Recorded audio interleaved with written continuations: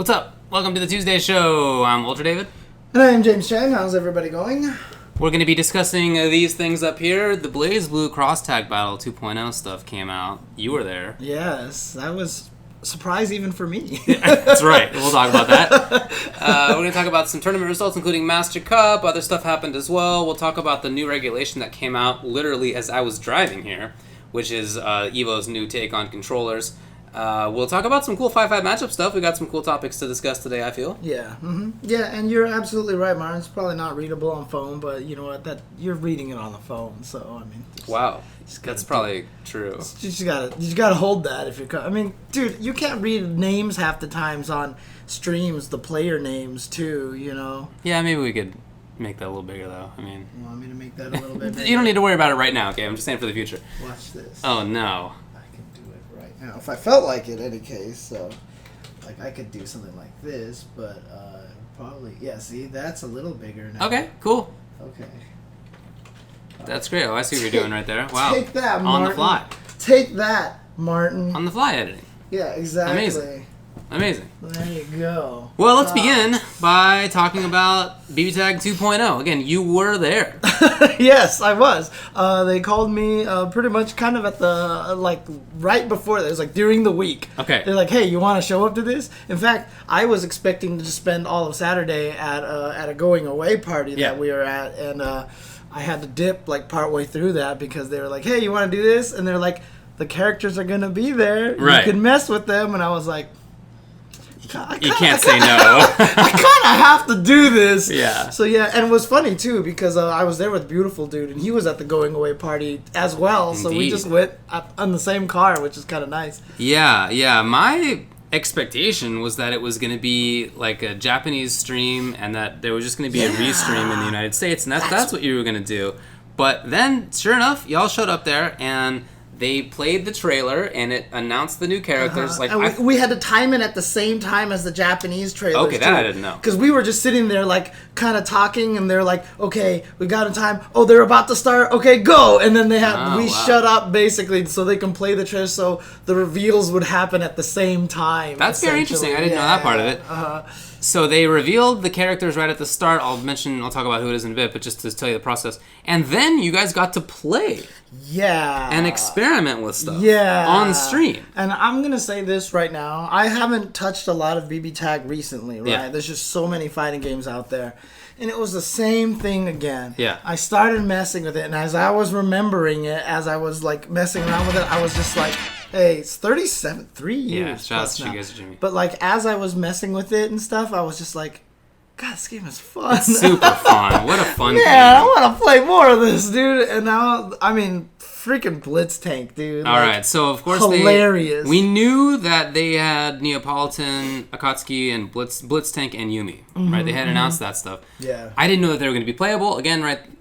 But you guys showed them off. Yes. And the new characters... See, I didn't even think the new characters were going to be there. I thought it was only going to be the ones announced at EVO. Dude, again, so what I thought was going to happen was that you would go there and you would be commentating a Japanese stream. Yeah, that's what I thought too. Of them showing the characters that already were known, and then maybe at the very end there'd be a little trailer where you'd announce the new characters.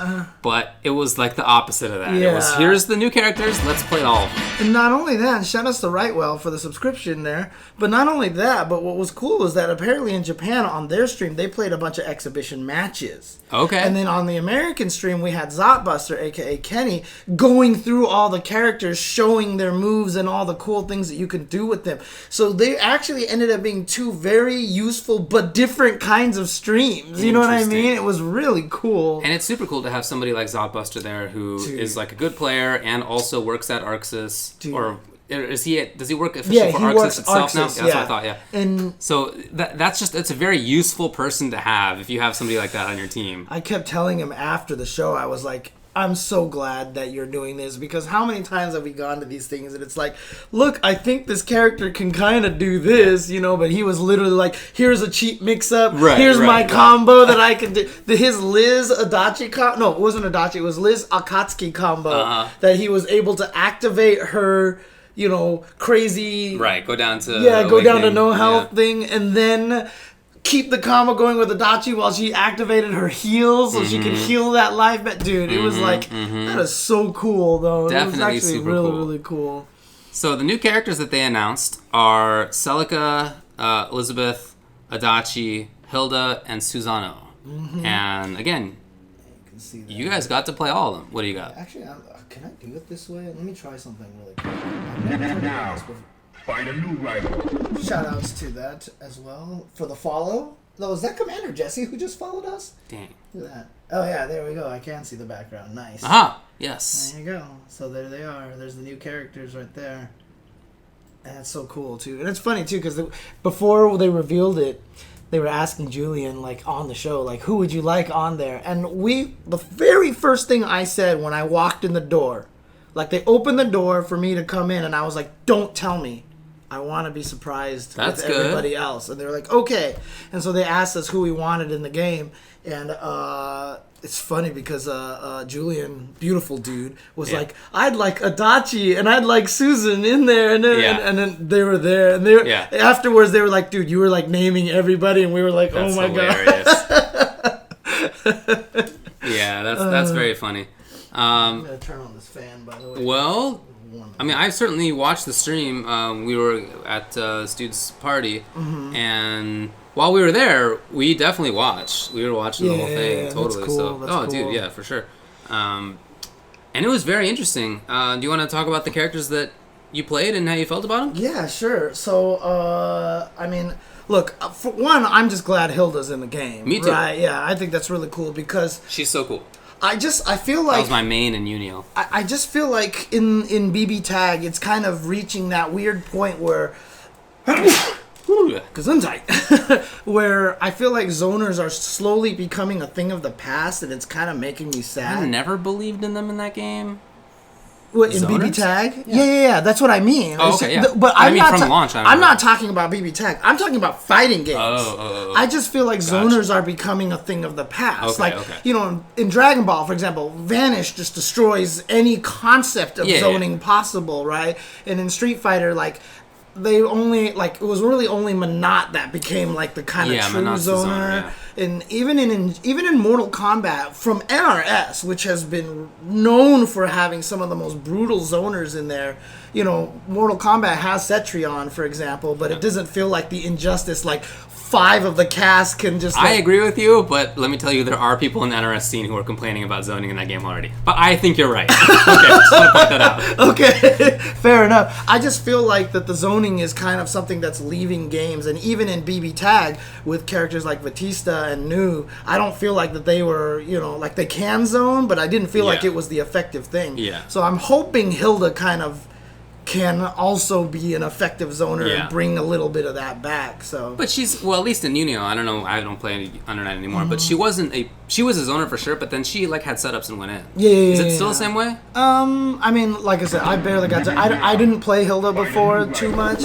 For what I could tell, it seemed like she was still a really good zoner. Yeah. They changed some of the stuff. She doesn't have the button release. Oh, okay. Now the ball drop is just a metered special move. You know how they do a lot of that kind of stuff. And so they kind of changed how it is, but I don't know. I'm not sure yet. We'll have to see. Yeah. We'll have to see. So I really was impressed with, God, what is the name? The Parasol girl. Neapolitan. Neapolitan. I knew it had something to do with looked the ice cream. mega cheap. Yeah. Mega cheap. I was glad I was able to pull off, because she has that quarter circle back C. I don't know any of the inputs Quarter yet, tell circle me what back it looks A like. makes her float in the umbrella, right? Okay. And then B was kind of an alternate float, but C made her float and gain a jump back. B was a counter. It was an air That's counter. right. There was the air counter. Super Amazing. Super amazing. Cheap. But the C one gave her, like, actions again instantly, Yeah. so she could double jump. Yeah. And I was like, so wait, can I do an air combo with a double jump into the C version into a triple jump? Sure. And he was like, go ahead, try. And I failed the first time, and the second time I got it to work. Nice. Like on that stream, on a pad. I was you were on pads. I was That's so funny. happy about That's funny. myself. I was like, I'm the best. She definitely does look cheap though, dude. She had so much going for her. Movement, that weird mix up, a grounded similar kind of mix up, a command grab. Yeah, she even has the I can never remember her name from KOF. Okay. KOF is the girl with the actually it wasn't her. It was who was the one that had like the thing where you throw your image, and sometimes it's you, and sometimes it's not you. From KOF, Chizuru. There you go, Chizuru. That's who it was. Yeah, was she the one that had that, or was it one of the other characters that had that ability? I can't even remember now. Yeah, no, yeah, she did. It was her. It was It was her. Yeah. Okay. Yeah. Anyway, yeah, I thought she looked really good. It was funny because on the stream, so like I'm there with some of the dudes that we're hanging out with, right? And we're all fighting game players, and all of us are like, wow, Neapolitan looks cheap. And on stream, some of the people in chat were like, I wish that they had given Neapolitan something cool. She doesn't look good at all. She looks terrible. We were just like, what do you... the chat. I mean, come on. Yeah, I mean, for me, Not every chat is as genius as the UltraChenTV chat. Find a new rival. I agree with that. Most genius chat Yeah. in all of Twitch. Yeah. But, I mean, obviously for me, the Blitz Tank was just amazing. Blitz Tank, yes. Like, I don't think he's gonna be good. Okay. I think he's gonna get bodied He's a just mirror. because he's so big, and he's gonna get crossed up. He's gonna get hit by mix-ups that a lot of other people aren't gonna have to deal with. It did look like most of his body was not hurt box, though. Yeah, but people were definitely, like, I could definitely cross him up with moves that were clearly not cross-ups, Okay. you know? So I feel like, and I heard he wasn't very good in Akatsuki Blitzkampf I've either. heard that as well. So I don't think he's going to be great, but holy crap, he is, like, the most adorable thing ever. Like, the fact that he actually moves like a little animal with, like, So funny, man. paws and stuff. Every time his little skull goes up and down, I laugh. Every Because time. I mean, when I was talking to Zach, I was like, "Wait, so can he duck?" And he's like, "Yeah," and the head just goes. Yeah, the head goes I was down, just that's like, it. "Oh my god, this is adorable." That's so funny. Oh, Yeah. God. Yeah, I don't know how good he looked to me either. But, you know, whatever. It's funny. Akatsuki, though, I thought looked ridiculous. Oh yeah, Yeah, oh, dude, okay. his fireball was so fast. Dude, so fast. His fireball is so fast. The hurricane kick is super good. Mm-hmm. His mobility in general looks Right. excellent in this game. Yeah, His mix-ups look cheap. I was just scared because he might have the range problem that he had in Unio, right? Yeah, but he's got... But I mean, The fireball is across The the screen fireball, immediately. yeah, It's old Sagat. Like, it's incredible. It was ridiculous, and not only that, but even in Unio when he was bad, because he's not as bad in Unis, but in Yeah. Unio when he was bad, people were winning with him anyway. Yeah. So you know, so I think he'll be fine. He looks like he still does good damage. Yeah. Yumi, I kind of checked out for. I didn't care for her look, and I was just like, I mean, whatever. it's interesting To be because honest. because she's based on. I went and got a beer or something while she was... I was like, what? Oh man, at least you didn't take one of Julian's beers. Oh, fair enough, yeah. But she's from Senran Kagura, which is Right. a very and shout out to the follow to Urban Champ. She is from Senran Kagura, which is one of those beat 'em up kind of games, right? Okay. And so she has a lot of long strings in that game, and they gave her a lot of long strings in there. So in particular, she has an A string that just goes forever. Oh, It's yeah? like blah blah blah blah blah blah blah blah blah blah blah blah blah blah blah. Like it lasted way longer than everybody else's. Oh, wow. And I feel like what that's gonna be is like, so there's, for example, I think it was Elizabeth who had one taunt that she healed both characters, right? Okay. So if you don't have a push block, I feel like you can actually just start Aing them, call that, she'll have plenty of time to come in and heal you and jump away, and you're still going A. So I think there's going to be some interesting kind of utility with that. But I mean, outside of that, it did feel like she was just kind of a very straightforward character. So, Okay. Yeah. All right. And then... I know a lot of people are mad because they really wanted Asuka from that game, who apparently is the main character. Look, you remember how you always talk about how when you get tagged in an Ed Boon tweet? Yes. Yes, I do. I got tagged in some of these Arxis tweets, okay? And This let is me- why I think it's not just NRS. That's what I get tagged in. But when I've been tagged in like a Capcom account thing, it's been the same. Yeah. Capcom Fighters, not so much. But if it's at Street Yo, Fighter yeah, or yeah. Capcom, the weirdos come out. Yeah. 100%. When I was in the Arxis one, it was just, what terrible choices you've made. Where's Asuka from Senran I don't know who that is, right? But they were like, where's Asuka? But there was someone who made a Photoshop of, like, you know, a picture of, like, me on his head dumping all the characters into a trash bin and stuff like That's so that. funny. Dude, like, people were mad. And I was just like, gee. I mean, come on. Oh, my God. Well, where's Asuka, James? Yeah, I know, dude. Where is Asuka? I mean, clearly she's the main character of Senran Kagura. Duh. So why wouldn't you put her in there as opposed to Yumi, who's clearly not the main character of the game? Totally. Not my style at all. I mean, like I said, I went and got a beer because I wanted Asuka, not Yumi. Right, and exactly. As soon as I saw it was Yumi, I was like, I'm out of here. If it was Asuka, then you would have like, I can't I go would have been anywhere. wrapped. Yeah, exactly. Yeah.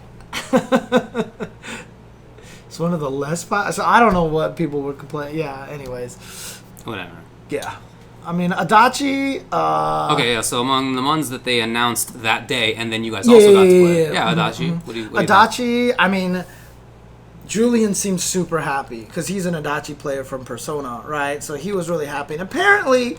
Adachi is Jump C the character because his Jump C in that game was ridiculous. Okay. And apparently that transferred over from Persona. Yeah, it looked great. And he was just going nuts with that. I mean, I don't know anything about Adachi outside of the fact that apparently, according to Julian, he's like the nicest guy in the Persona story. Like he's Isn't totally he the villain? Yeah, he's supposed to be the biggest jerk, and he's laughing while he's kicking you on the floor. He looks terrible. You don't think? Oh, you mean looks wise? He looks. His stance is like this little weird. Oh yeah, he just looks awful. I think, but he did in Persona obviously the same way. Right, yeah, I mean, I don't know about the original game, but in the fighting game that I care about, he looked terrible. So it's faithful, I guess. At least it's the same sprite. But yeah. What do you think about him? That's one thing I do want to say about Neapolitan and Yumi though. It's so refreshing to see the new sprites. And just being able to do cool things. It's just like, here's something new that we're going to... Because I mean, as much as I don't know anything about Yumi or whatever like that, like... And I'm not a big fan of the character design. It's still... It was just... It's really well done sprite work. You know what I mean? It's really well done sprite work. I'll say that much. So, yeah. So apparently his stance was apparently like that in the RPG, I mean, that's so great. It just looks awful, that's all. Yeah. But if it's, how it was, then that's fine. Anyway, gameplay-wise?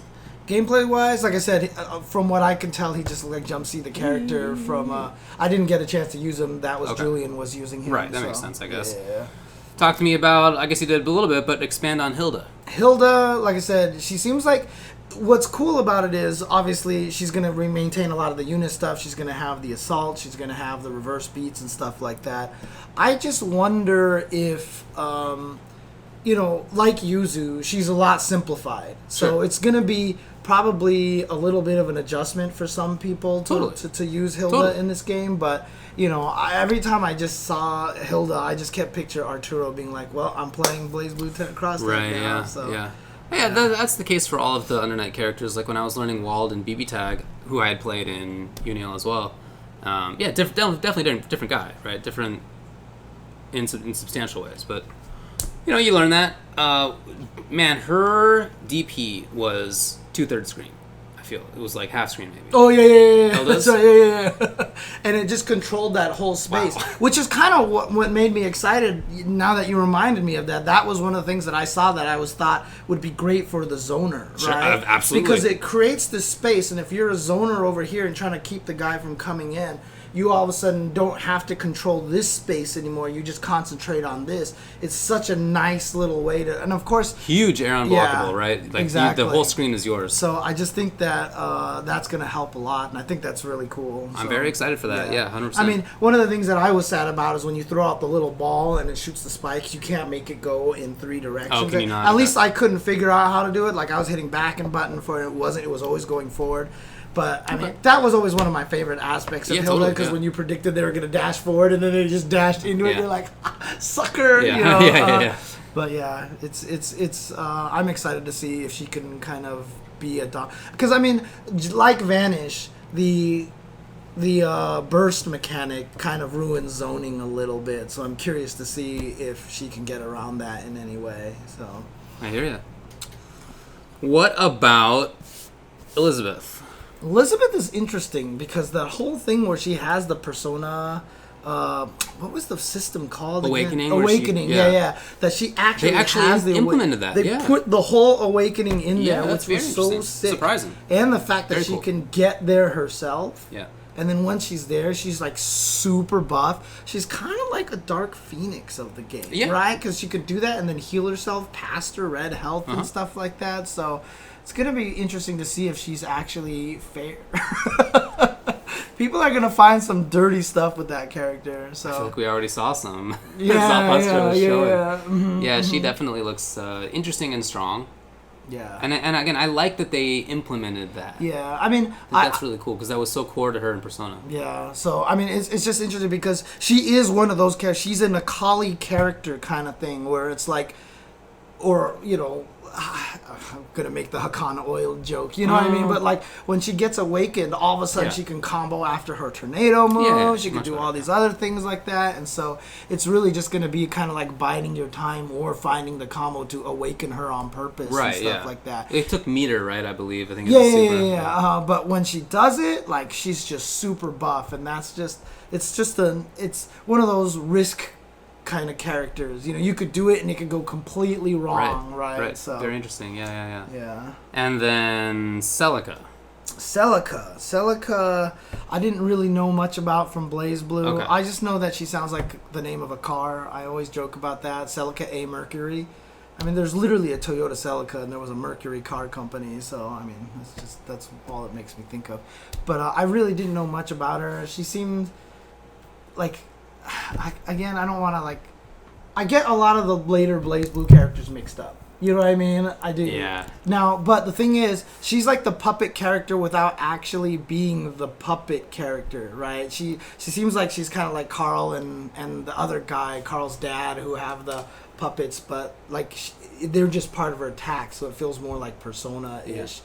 So, because I was even saying on the show itself, they still haven't put a puppet character in the game, and I think it's because it would be broken. I think they're probably not going to take that risk because there's no Carl in there, there's no Chaos in there. Like I just don't think that there's any way that they can put a puppet character in there and have it be fair. Yeah, it'd be like I even said like I think my character of choice for getting in there from Blaze Blue would be Lychee, because that would be really interesting to see how they would implement the staff. But the staff could also kind of do stuff like that, and I think that might be a little too broken. But maybe.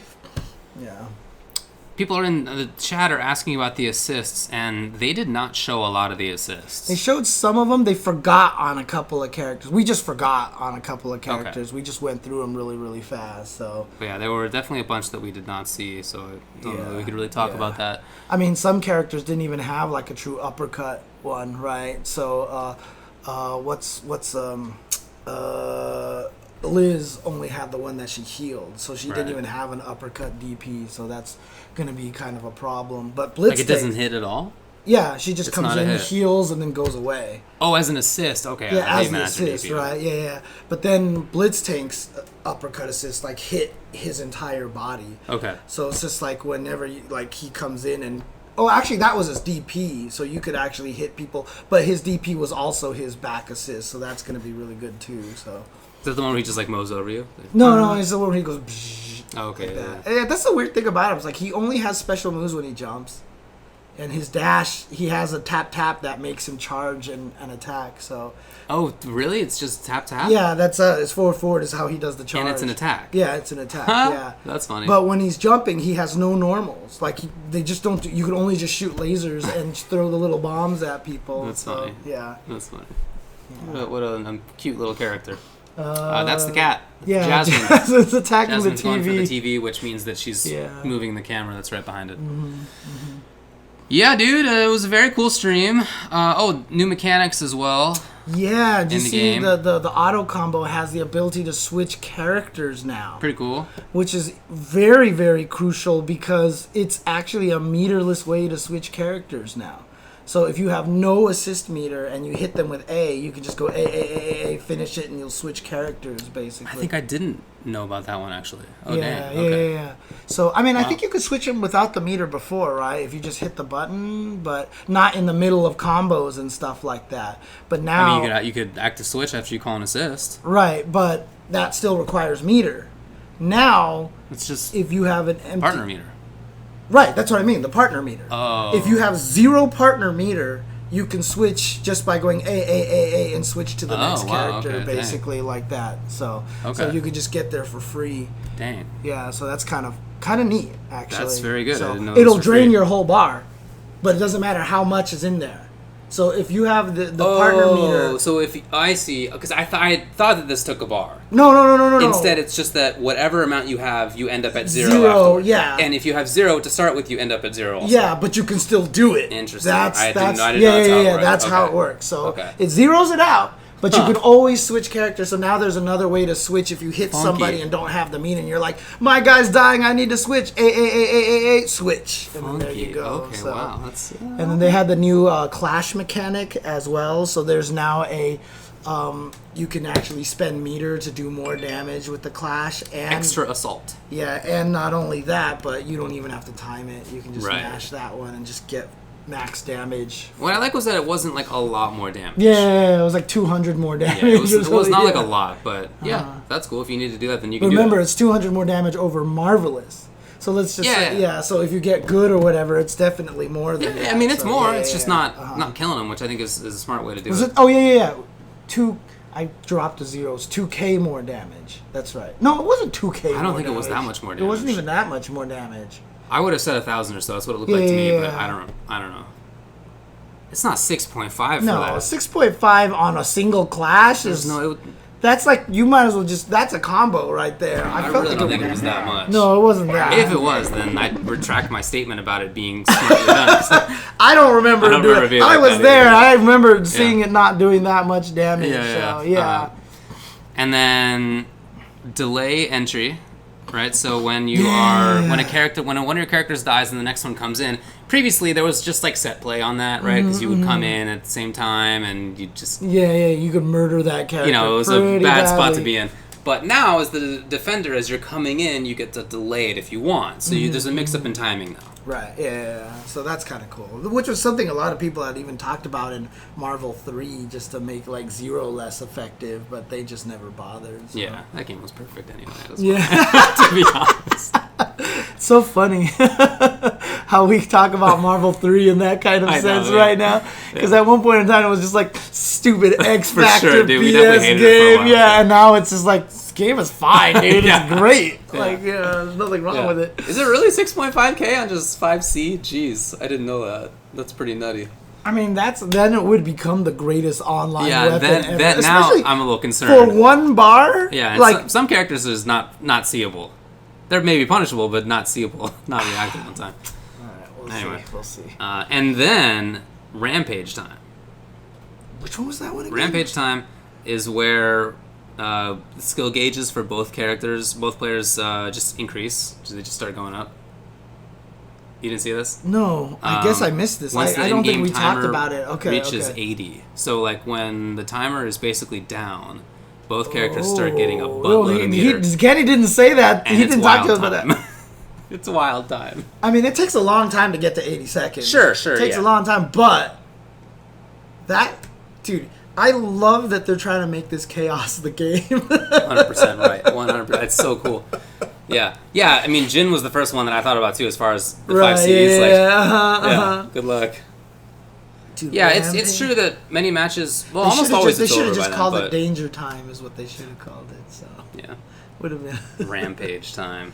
So I don't know how often we'll see that, but in any case, I think that's like you said, it goes with the theme of the game, which is definitely big damage, big options. Yeah, and zany tools. I was even saying to Zotbuster on the stream, I was just like on the stream, I was like, I love the fact that when they ported a lot of these characters over, all the stuff that you thought would be too cheap for the game, they kept a lot of it in there. Yeah. They were just like, whatever, we'll see how it goes. But they do pick characters that, as we were talking about, right, that aren't going to be the wildest if you just keep them. Yeah. I mean, they don't keep anybody the same. So all the characters are changed to at least a degree. Mm-hmm. But like, don't expect Carl. Yeah. Don't expect Arcade. Chaos. Arcade's not going to be in there.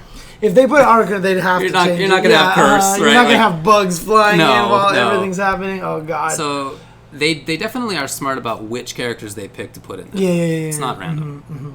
For sure. Well, yeah, it looked great. It was a really fun stream to watch. I mean, we all had a blast watching it. I will say, though, I really do hope that, at some point in time they come out with a new character selection screen, because they have the miscellaneous category, and now a lot of those guys are in there, like the Senator Congress 1 representative, and Akatsuki Blitzkampf has 2, and, but I just feel like it has kind of that similar Samurai Showdown problem where characters are just off the screen.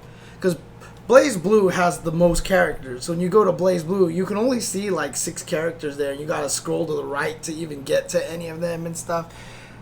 The funny thing is they even posted out that very CVS2 image with all the characters' faces in the diamonds.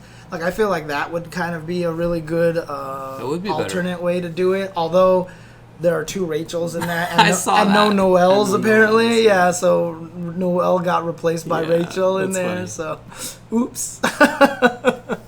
But yeah, I think it would be nice if they changed the character selection screen. Sounds right to me.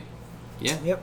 But anyway, very nicely done. Arxis, thanks for having that stream and for having you and Julian on there. And just to have Zopbuster again as somebody who could help you guys see all that stuff. Yeah, it's great to have someone like that. I mean, we're in a better phase when we have players like that who can demonstrate things, right? Even for example, like all the Kombat casts, right? You got people there who play NRS games at NRS who can actually demonstrate things, and that's really, really cool. So, I highly agree with you. Find a new rival. Well, anything else to say about Tag 2?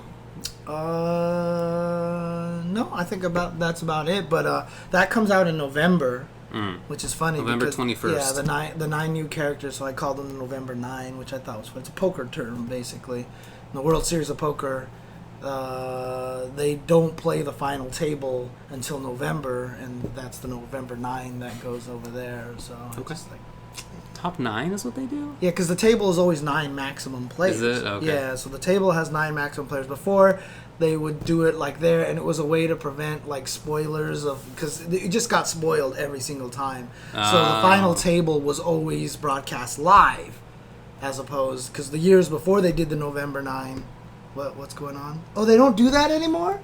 Oh, they changed it. Okay. Well, I guess they changed it a few years ago. Then. Okay. Never mind. I don't know. There you go. Not my thing. My information is old, I guess. Okay. Was it only this year, C-Tech? Did they do it last year? I could have sworn they did it last year, but I don't know. Maybe. Oh, we didn't talk about Susanoo at all. Oh, we didn't talk about Susanoo. That's right. Yeah. So, again, not every character comes into this game like fully intact. So I think it's cool that Liz still has like awakening stuff. But Susanoo doesn't have to unlock specials and stuff. He just has them. Yeah. And some of his supers just became like C versions of special moves and stuff. Right. Yeah. So I don't know. I mean, he's certainly a really cool looking character, I think. Yeah. But that's a big difference. That's a big difference. We'll see how that works out. Very interesting situation here. Like I said, I mean, like the fact that they bring in these characters and almost kind of make them feel stronger than before is kind of crazy. You're always magnetized versus Tager. That's right. I know, right? Wow. Pretty cool. All right. I guess that's it for BBTag 2.0. Oh, okay. So this was the first year in a while that they didn't do the November 9 then. Okay. That makes sense. All right. Well, do you want to talk about tournament results or take a breaky break? What do you want to do Let's talk about tournament results. Yeah. All right. Let's talk about the Master Cup. Yes. Right off the bat. This is, of course, the Tekken team tournament. It's 5v5. And there were 1,320 players signed up. Wow. That's ridiculous, dude. Ridiculous. Incredible.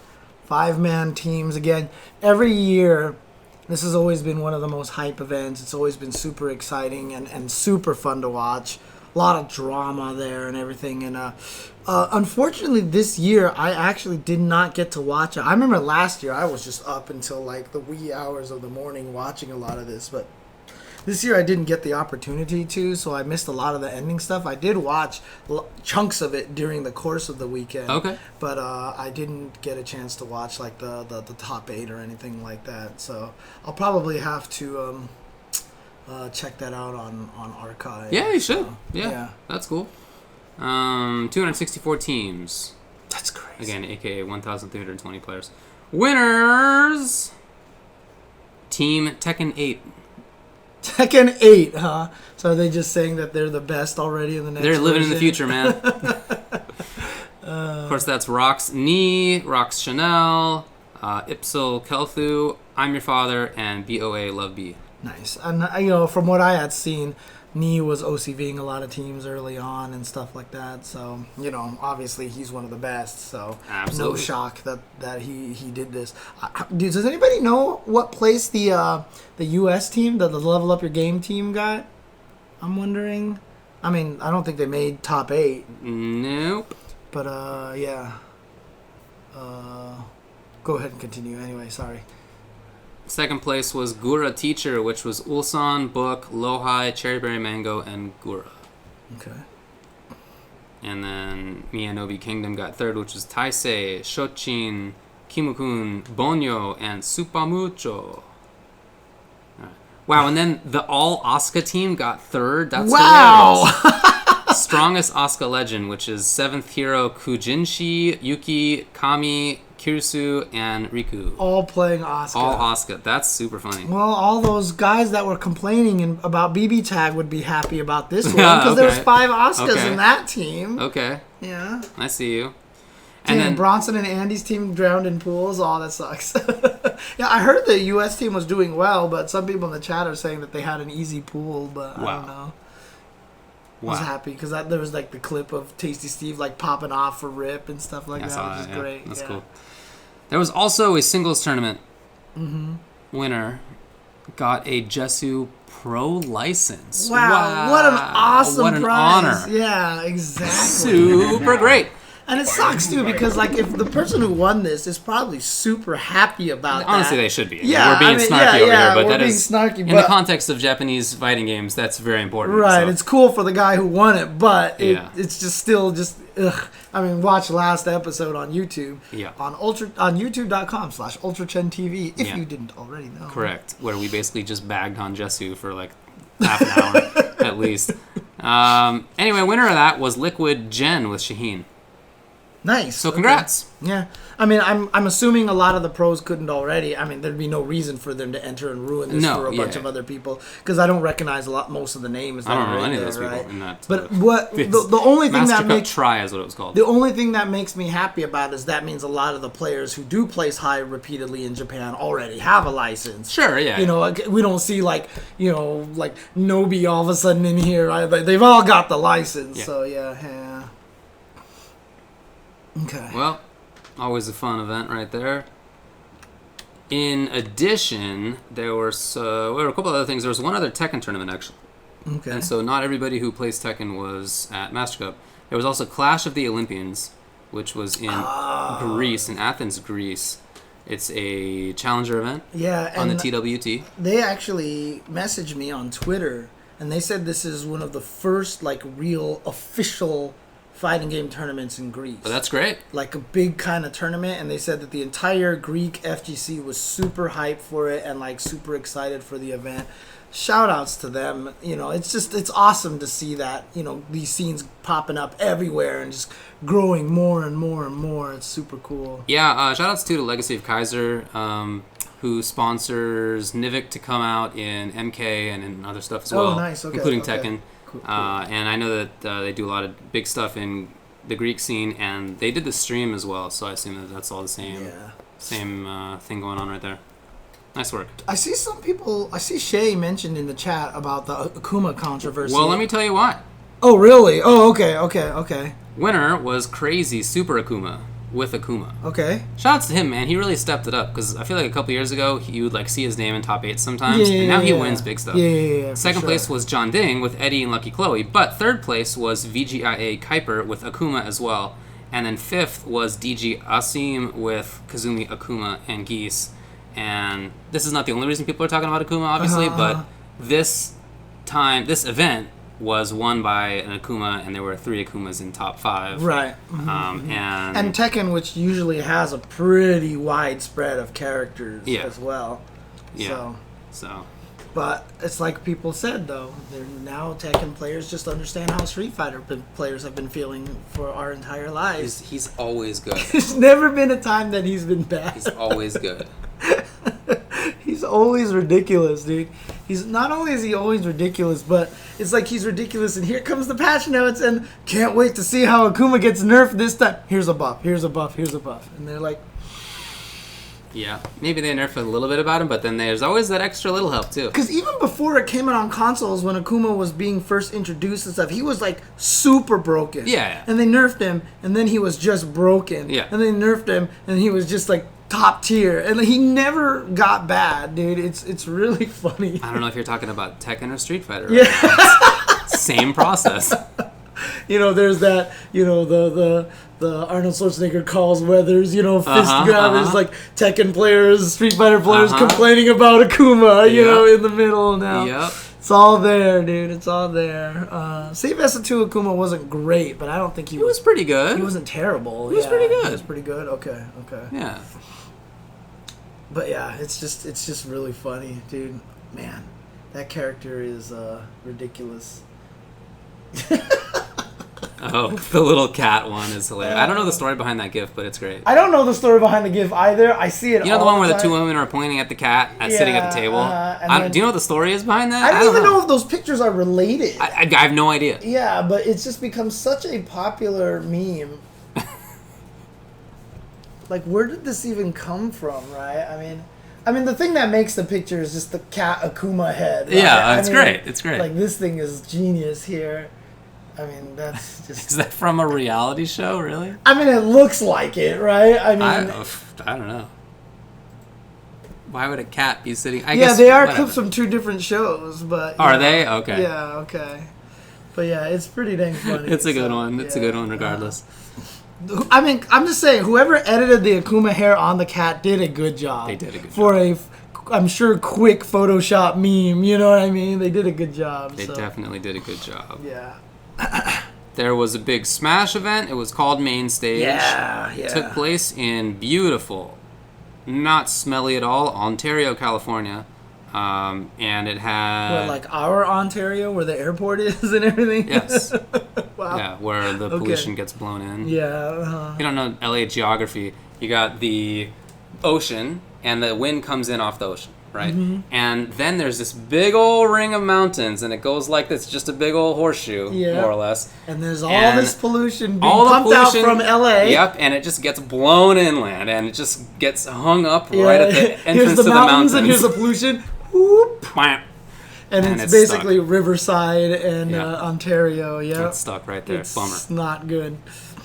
Anyway, hundreds of thousands of people live there. Mm-hmm. Super Smash Bros. Ultimate was won by Nairo. Yeah, I remember seeing some people talk about that, like being really proud of him. He beat MK Leo in the Grand Finals as well. So MK Leo has lost I think 3 tournaments now since Evo. So I think I don't know. It could be more. Probably washed up. Yeah. Probably time to retire. In FGC terms, yes. It's probably over. But it's actually really cool to see that because, you know, you want to see that parody. You want to have that drama and everything like that. So, oops. Sorry. Okay. I'm getting Tubo messaged here. Huh. What? Interesting. That guy's name sounds like it's made up. Brock. Keep talking. All right, fine. So third place was Mars. Nice work out there. Then is huge, by the way. Obviously, it's as it typically is. Hundreds of people per game. In Melee, Hungrybox won it. But second place was Axe, and it was cool. I watched some of that. He didn't just play Pikachu. He tried Falco and Young Link as well, which is not the first time he's done that. Nice. But, it was cool. Zane got third. Amsa Yoshi fourth. Man. I don't know how people have done it in that game. It's so cool. Somehow it's become more diverse. It's great in terms of characters. That's the best thing about it. It's so cool. And you know, it's we're in such a different time that Nintendo's actually doing a good job balancing the characters in a Smash game, dude. I mean, in Melee. Oh, in Melee. Yeah. Oh, you're talking about Melee. Oh, yeah. I was thinking of Ultimate. The players have just figured it out over the last 20 years. Oh, dang. Okay. So the top 8 included characters like Jigglypuff, Pikachu, Falco, Young Link, Marth, Yoshi, Falco, Fox, and Ice Climbers. Okay. There were this many different characters. So this is what happens when Tubaware distracts me from the show content right here. So Tubo. I told him he should be watching the show right now, too. Oh, He's not watching the show. I bet he is. He's watching the show. All right. Then there were a couple of Mortal Kombat things. There has been a long-running series up in the frozen north of Canada that was at its culmination over the weekend. And the winner of the Northern Arena events gets a free ticket. Right. Yeah. Gets a pass into the final combat, into the finals at the end of the year, or maybe it's started next year actually. I mean, shout outs to the Northern Arena crew. I've gone there for one of their events before. It was really, really cool. So yeah. Shout outs to the whole Canada crew. It's a nice set of production that they got going on out there, and the winner was actually Stabs, which was super cool. Okay. He beat Honeybee. He beat Biohazard. He beat a bunch of strong players in doing that, which was great. That's awesome. What's Stab's history? Been around quite a while. Tends to like zonery characters. Okay. And who did he win with? He won with Frost. Yeah, I watched it. Yeah. Frost. Yeah, Frost is good now. Frost, is she? Yeah. Okay, the patch actually got her, so she's legit now. Yeah, she got helped more than other characters, I would say. Okay. So she's definitely legit. And yeah, he won. I mean, it was 3-2. 3-0. Nice. Reset 3-2 win by Stabs. Okay. But yeah, really good. Losers finals was the unfortunate Honeybee commander versus Biohazard commander. The brothers, right? The brothers, yeah. Okay.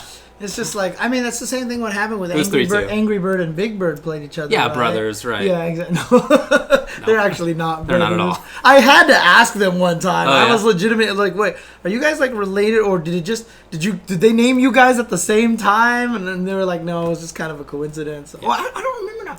It was mostly coincidence. I don't know the story, but I know that they're not brothers for sure. Yeah, they're definitely not related. But now I don't remember the answer anymore. But okay, I'll ask him again.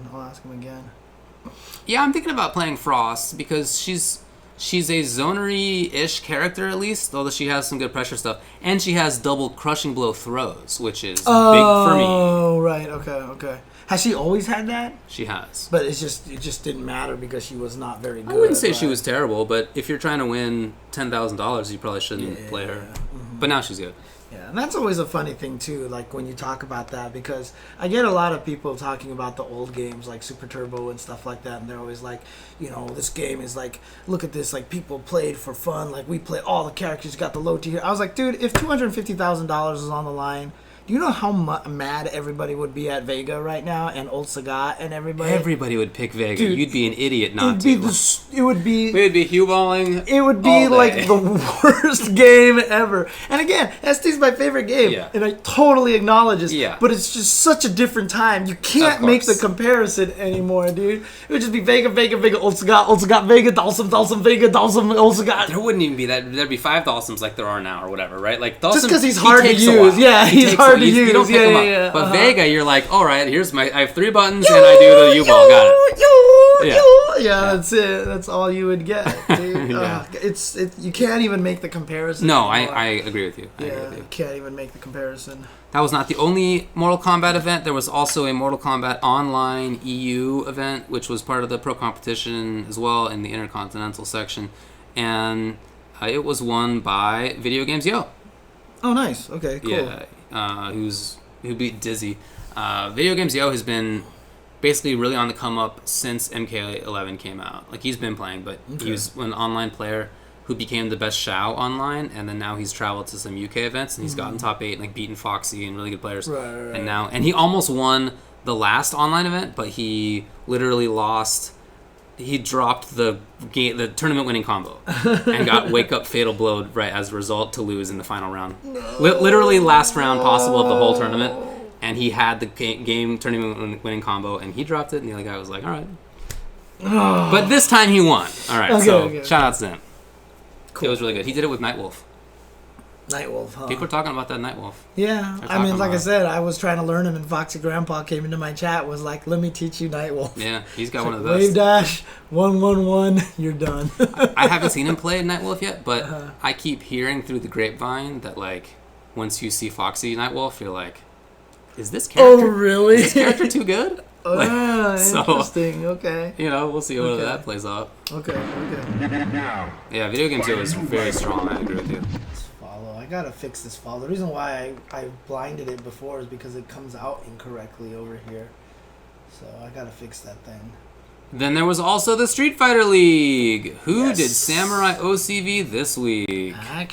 Actually. Didn't happen this time. They banned... Well, okay, so Inferno beat Frost, which is JB, Broly Legs, and Punk, Inferno. And then Frost is Dual Kevin, Samurai, and Sherry. Yes.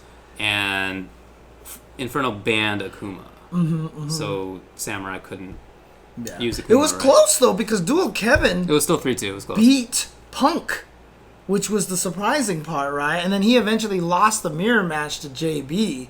But Samurai beat Broly Legs with his Ryu. With Ryu, yeah.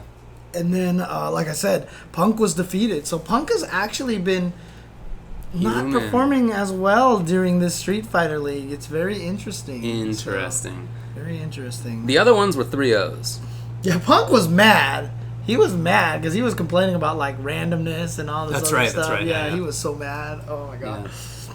Yeah. Gale beat Psycho 3-0, which meant that Do beat Smug. Yeah. Shine beat Automatic, and Rob TV beat Dankadias. Psycho Curse. Psycho's 0-3. Psycho Curse is still going. It's still going, yeah.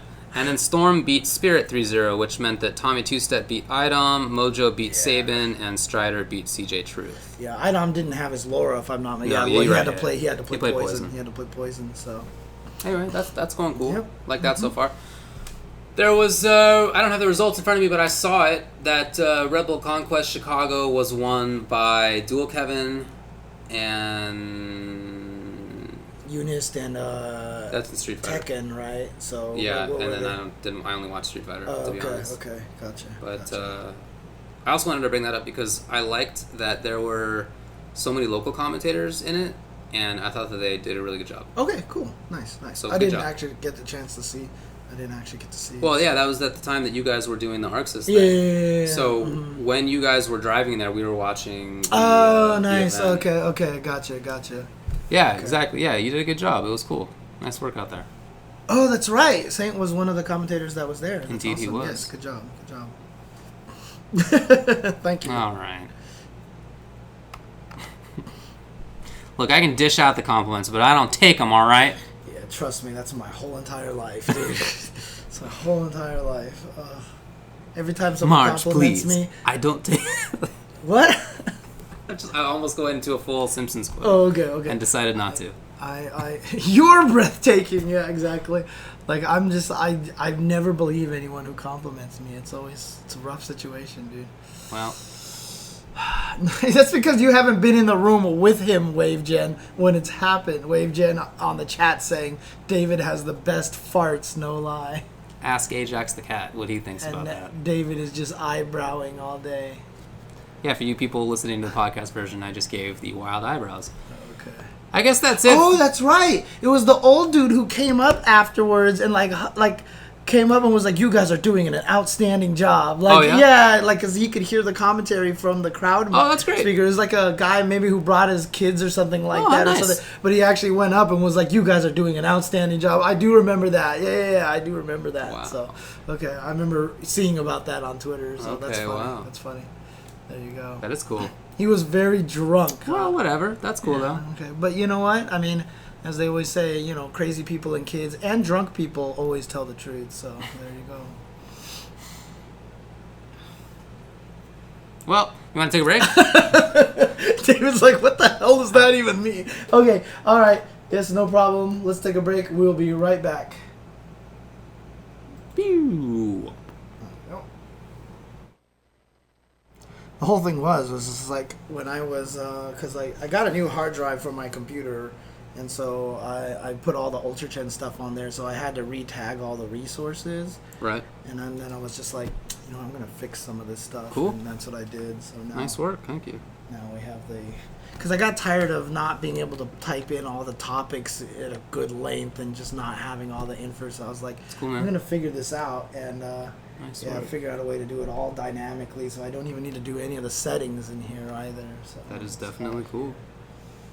The Jungle Juice days.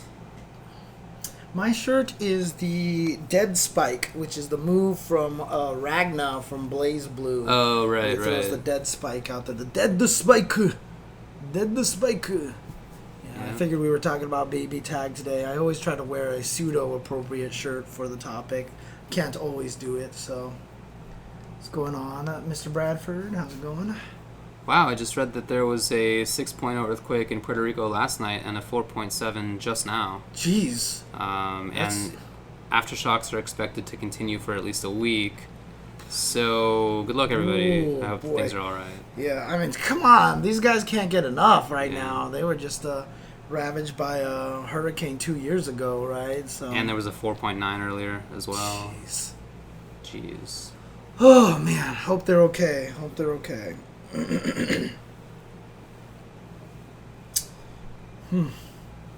Yeah, we'll be in Puerto Rico soon, I think, right? So, actually, yeah, that's great. David shrugging the shoulders is actually correct. But I know Mono wants to fly us out there no matter what, so, hopefully that is something we can do. So, but I love going to Puerto Rico, so I really hope I can make it back there. Totally. It's always something that I enjoy. I'm sure Mono will take us to the what was that place that we always go to with the dish? Shoot, what's the heck is that dish called again? Mofongo, maybe? Not the mofongo lady. He takes us to that place with the Arepas? the it's like the kind of pasta-ish thing, like the rice kind of pasta-ish thing. Rice pasta. Shoot, I can't remember. It's not a. I don't think it's a. Was it gnocchi? I think we had gnocchi there once. It's not a straight up Puerto Rico kind of like dish, Oh, this is what sucks about being old and just having a bad brain. Chocolate restaurant was awesome. We went to the chocolate restaurant and basically you had left already because I stuck around for a day. Okay. We went to a chocolate restaurant. I could have just totally pulled that off, like you forgot about being there. Definitely. Yeah, don't you remember eating the cheese? You with definitely the could have chocolate? done that. Yeah. In fact, the chocolate that I bought from the restaurant, I remember I gave you one of the bars Oh, too. okay, yeah. And Did you? it's still one of that I did. Okay. That I did do. But I mean, like I had some chocolate when I bought some chocolate when I was in Germany and stuff like that. But I actually felt like the chocolate that we had that I got from that chocolate store, that Puerto Rico, that store was probably one of the best. Was it risotto you were talking about? Risotto, thank you. Yes, thank you. That's what it was. They had a lot of good Italian food. Yeah. All right. We're good to go. Chocolate was that store because they even had a hot chocolate where they put a slice of cheese in there. That sounds horrible. It was weird. And when I ate the slice of cheese, I mean, it's not like it melted and spread through the chocolate. You just literally had this like slime of cheese horrible in there. And when even you less ate appetizing, to be honest. and drank this hot chocolate, it literally tasted like you were drinking hot chocolate and eating cheese. Like, it didn't have any sort of flavor blend. You know what I mean? It was like, you would taste the hot chocolate, then you would chew the cheese, and you would taste the cheese, and then you would taste it. It was like, it wasn't mixed. It was weird. It was just really, really strange. I'm basically down to try most things, but I would go into that thinking it's going to be terrible for sure. I would definitely expect it to be awful. Mm-hmm. Yeah, so. No, other people put cheese on instant ramen. I've done that. It's not my preferred way to do it, but I've done it. Anyway, let's come back. Okay, all right. Ready? Yeah. Meh. Here's my go-to way to make instant ramen. Cut up some carrots or corn and some mushrooms and some green onions and some garlic. Okay. And throw them in the pot and let them hang out there for a while. And then, with the noodles. Not with the noodles, with the spices that come in the little, you put the spice seasoning pack. in there first. Yeah. Oh, let it hang out in there. Let it cook for a little while. And then you put the noodles in there for precisely 1 minute. And then crack an egg in there and cover the egg with the noodles and let that cook for precisely 1 minute. And then take it off the heat and pour it into a bowl and let it sit for, a minute or two until it's like edible. Mm-hmm. And then for me, that is the perfect amount. Oh, and then you put the green onions on top. Yeah, that is the very non-Asian description of how to cook something. So, yeah. It's funny because one of my best friends literally asked me, because I make spaghetti with the sugar in it, right? And because that's how my mom made it. I grew up that way. But he wanted to make it for his wife so she could try it, right? And so he called me and he was like, "How much sugar do you put in your sauce?" Okay. And I was like, "A lot?" And he's like, "No, how much is a lot?" Yeah. I'm like, "A lot?" And he's like the measurement. And I'm like, I have no idea. Well, I pour stuff in there and I just like taste it. Yeah. And he was like, so how big is the cup, the size? And I was like, I have no idea. I didn't give you any measurements just now. Yeah, but you also gave a lot of time. And time is also not something the that time you... is accurate, you just do stuff, and everything is completely... Like that's just an old school way to cook. Yeah, it's just all by feel. My wife is a pastry chef, and she's just like interested, and a history. She has her master's in history, and so she's like very interested in the history of cooking. So she has all these cool old cookbooks, and all of them are just like the ingredients and then cook it. Yeah, like none of them has. There's no directions. Right, that's like a new invention of the last 100 years. It's very interesting. And actually, sugar and pasta sauce is not abnormal. One, a lot of people actually do it. You just don't know, right? And two, it's actually a very standard way for a lot of pasta to be made in the Philippines. So one of my roommates who is Filipina, like when she first tried my spaghetti, she was like, this is exactly like how it tastes in the like whenever I eat spaghetti in Philippines, or when you go to like what was that restaurant called, Jollibee? Like Jollibee's spaghetti sauce is a little bit sweeter as well, so it's a common thing. Yeah. If you're not used to it, obviously it's very weird. A lot of the sauces that you just buy at the store have sugar in them. Yeah, most of them do. Yeah. Here's what's going on. Evo has just today put out a new proposed rule set. It's not final, but this is they want comments, and so we're commenting on it. This is on the rules for game controllers. They had a tweet about it that I guess we can put in the old chatty chat. Now, find a new rival. I'll do that right now. Actually, can you maybe click on it? And I don't know if do we want to show it on stream? We can. I don't know if it's necessary. But it basically has 3 points. Okay. First of all, it's very lawyerly, and it even defines what it means to be a controller. It defines what input mechanism is and what game input is. Yeah. So, they got into the weeds on this. As I've said, I feel that law is just a programming language. So it totally makes sense to me that these folks have put this together. That is a lie to where some people tried to at you and they couldn't at you. So. I already knew you were here. I know. I don't believe in too well. The controller may not activate multiple game inputs from a single input mechanism. That makes sense, right? And each time they give little examples. So, for example, it's okay to use the in-game settings to assign like a 3-punch button to a particular like real-life button. Right. But it's not okay to rewire a push button inside the controller to simultaneously push 3 other buttons to send 3 punch inputs. Yes. So you can't create your own 3-punch button, but if the game offers you the chance to make a 3-punch, to bind a 3-punch to a single button, you can do that. You can do that. Makes sense, because then Mortal Kombat players wouldn't be able to use the throw button, which would be a problem. Actually, throw is the button, and the shortcut is 1 plus 3. Yeah, I know. It's totally backwards. Yeah. I don't understand how a lot of these games get away with not allowing plinks. Because Tekken's that way too. You can't, like, if you need to hit 1 plus 2, if you don't hit them on the same frame, you just don't get it. That's why people do the Tekken buffering system, where you can hold a button and hit the other one and stuff like that. So, yeah, there's a lot of little ways around it. But yeah. The controller may send analog game inputs from analog input mechanisms or digital input mechanisms, so long as it doesn't violate the previous rule. So that means... So you can use a... Here's an example of yes. 2 push buttons, A and B, that produce different analog outputs depending on whether one, the other, or both are held. So if you press one button, if you press A, then the R2 analog game input is held at 25%, but if you press B, it's held at 50%, and if you press both, it's held at 100%. That's legal? Yes. Okay. It's not okay to have a push button that when pressed will sweep the analog stick from 100% left all the way to 100% right, because that's not how an analog stick moves, right? In real life, an analog stick would be a travel. So that's a big old negative. Then the third rule, and final, the controller may not send simultaneous opposite cardinal directions game inputs, SOCD. That is to say, you can't send both left and right or up and down at the same time. Yeah. Those are the rules. And each time they give a little explanation of what this means, and they sort of highlight which, common things, or maybe not even common things that they've come up with, would be allowed and which are not. Right. And so after that, they have a little thing that says applying rulings to existing devices.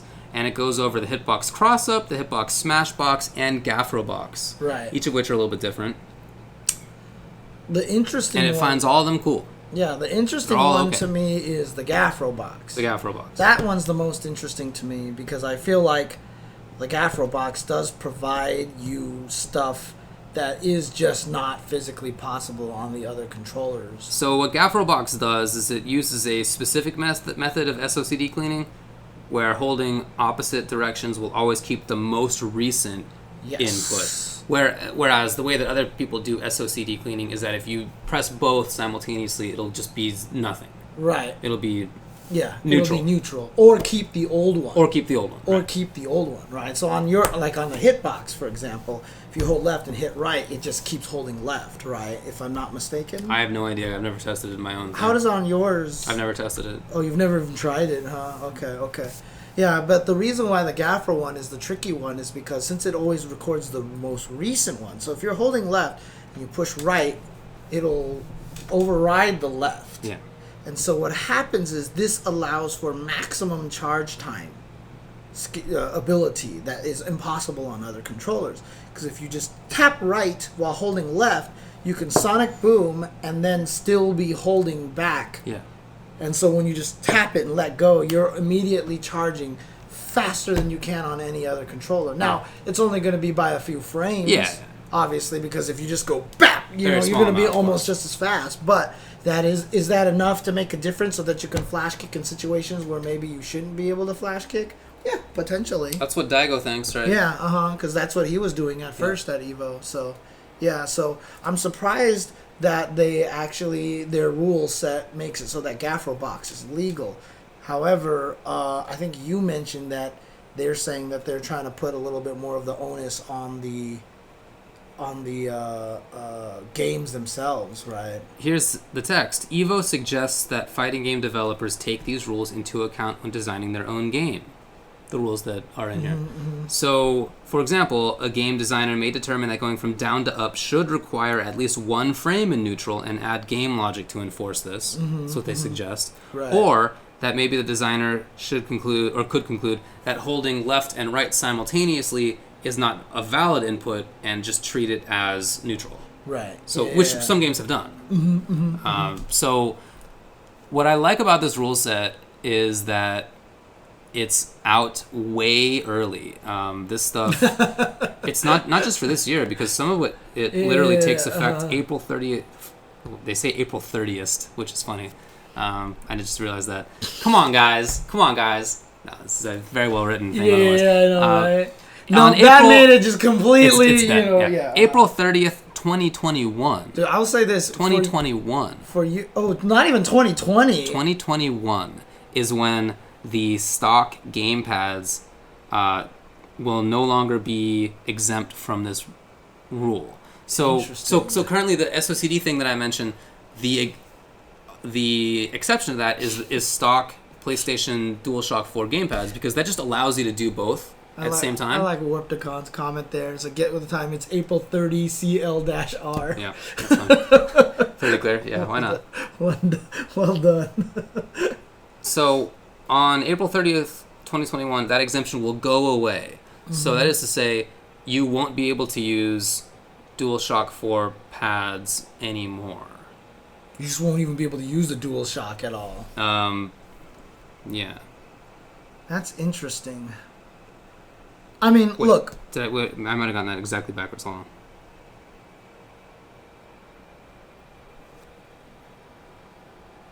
No. Actually, you know what? To be honest, it's not entirely clear. Really?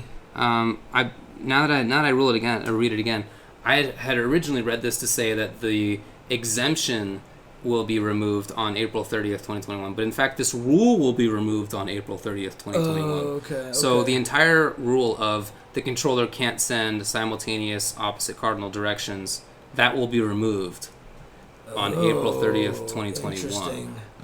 So they're really trying to put the onus on the games then. Right? Yes, there's cat action. That plus the fact that they explicitly say that the designers should be looking at how to deal with this stuff makes me think that they're hoping, like, in the next year and a half, that game developers themselves will make it so that these rules, like, won't be as important. Yeah, you won't even need to do it. It won't even be an issue anymore because the games themselves could just handle this stuff, but some of them do, but they handle it in different ways. And, you know, many of them don't. By the fact that, you know, you're just saying, no, none of this stuff is allowed except for the PlayStation 4 controller, you know, is kind of a weird rule. But, like, you have to. Yeah, exactly, right? You have to. So, but by doing it so that it's like, hey, look, by April 21st, like, this is going to be legal on everything. So if your game is programmed badly, you're going to have people cheating on your game. It's your bad. Right. Yeah, it's not our fault. It's your fault. Right. So, right. Yeah. Yeah, well, that's why. I mean, that is why they want to remove the rule. What I think they're trying to do is take the onus off of themselves. Part of what I like about this arrangement that they have is that it's rules, but it's rules that are meant to be no longer required. Like the point of having these rules is to create a situation where the rules won't be important anymore, which is great. I think that's super smartly done. Exactly. So I think that's actually kind of good. Yeah, I agree. I agree. And even by saying, hey, in April in 2021, we're killing this rule. Yeah. Giving everybody the chance to you have a long time. If you have a game that you're working on, you can, at some point in the next year and a half, come out with a patch to change that. Right. At some point, right? Hopefully.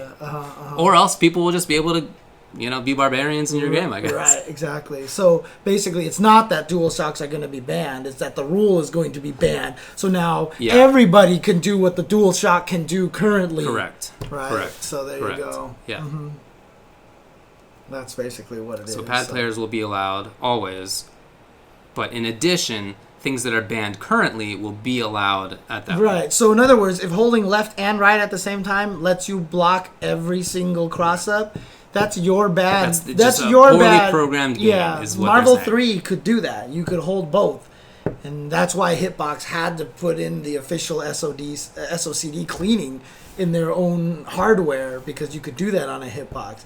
So all of a sudden, like, people were blocking all these ridiculous mix-ups in Marvel, and you're like, what? And it was like, you know, kind of thing. So, so basically, the onus is on the game. So now, if you see that happen, you can't be like, screw this cheap box. You have to be like, no, these programmers need to fix this now. This is a bug in your game, which I like better. Because then it just eliminates the entire discussion. Yeah, totally. It's very smart for that.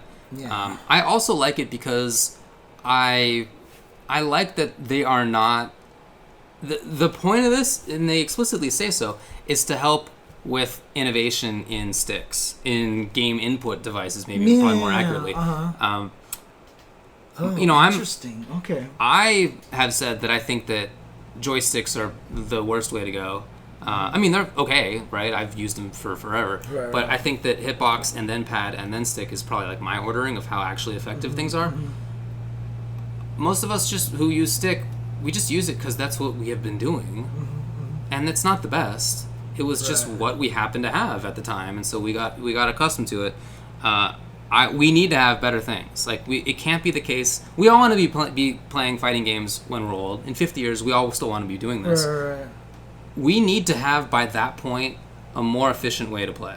Like it would be silly if we were all still just using sticks. I mean, if you want to, I guess you could. But if you don't.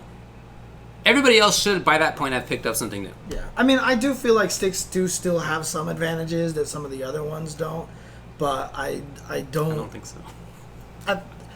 I don't think they outweigh the advantages of the other one. Let's just put it that way. Going to hitbox is clearly the better idea, right?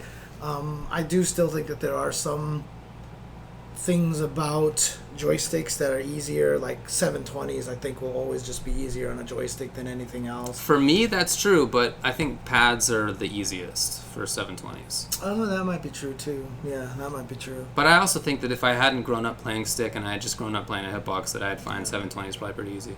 Yeah, I mean, also another thing too is like I have trouble doing back forward inputs on pads.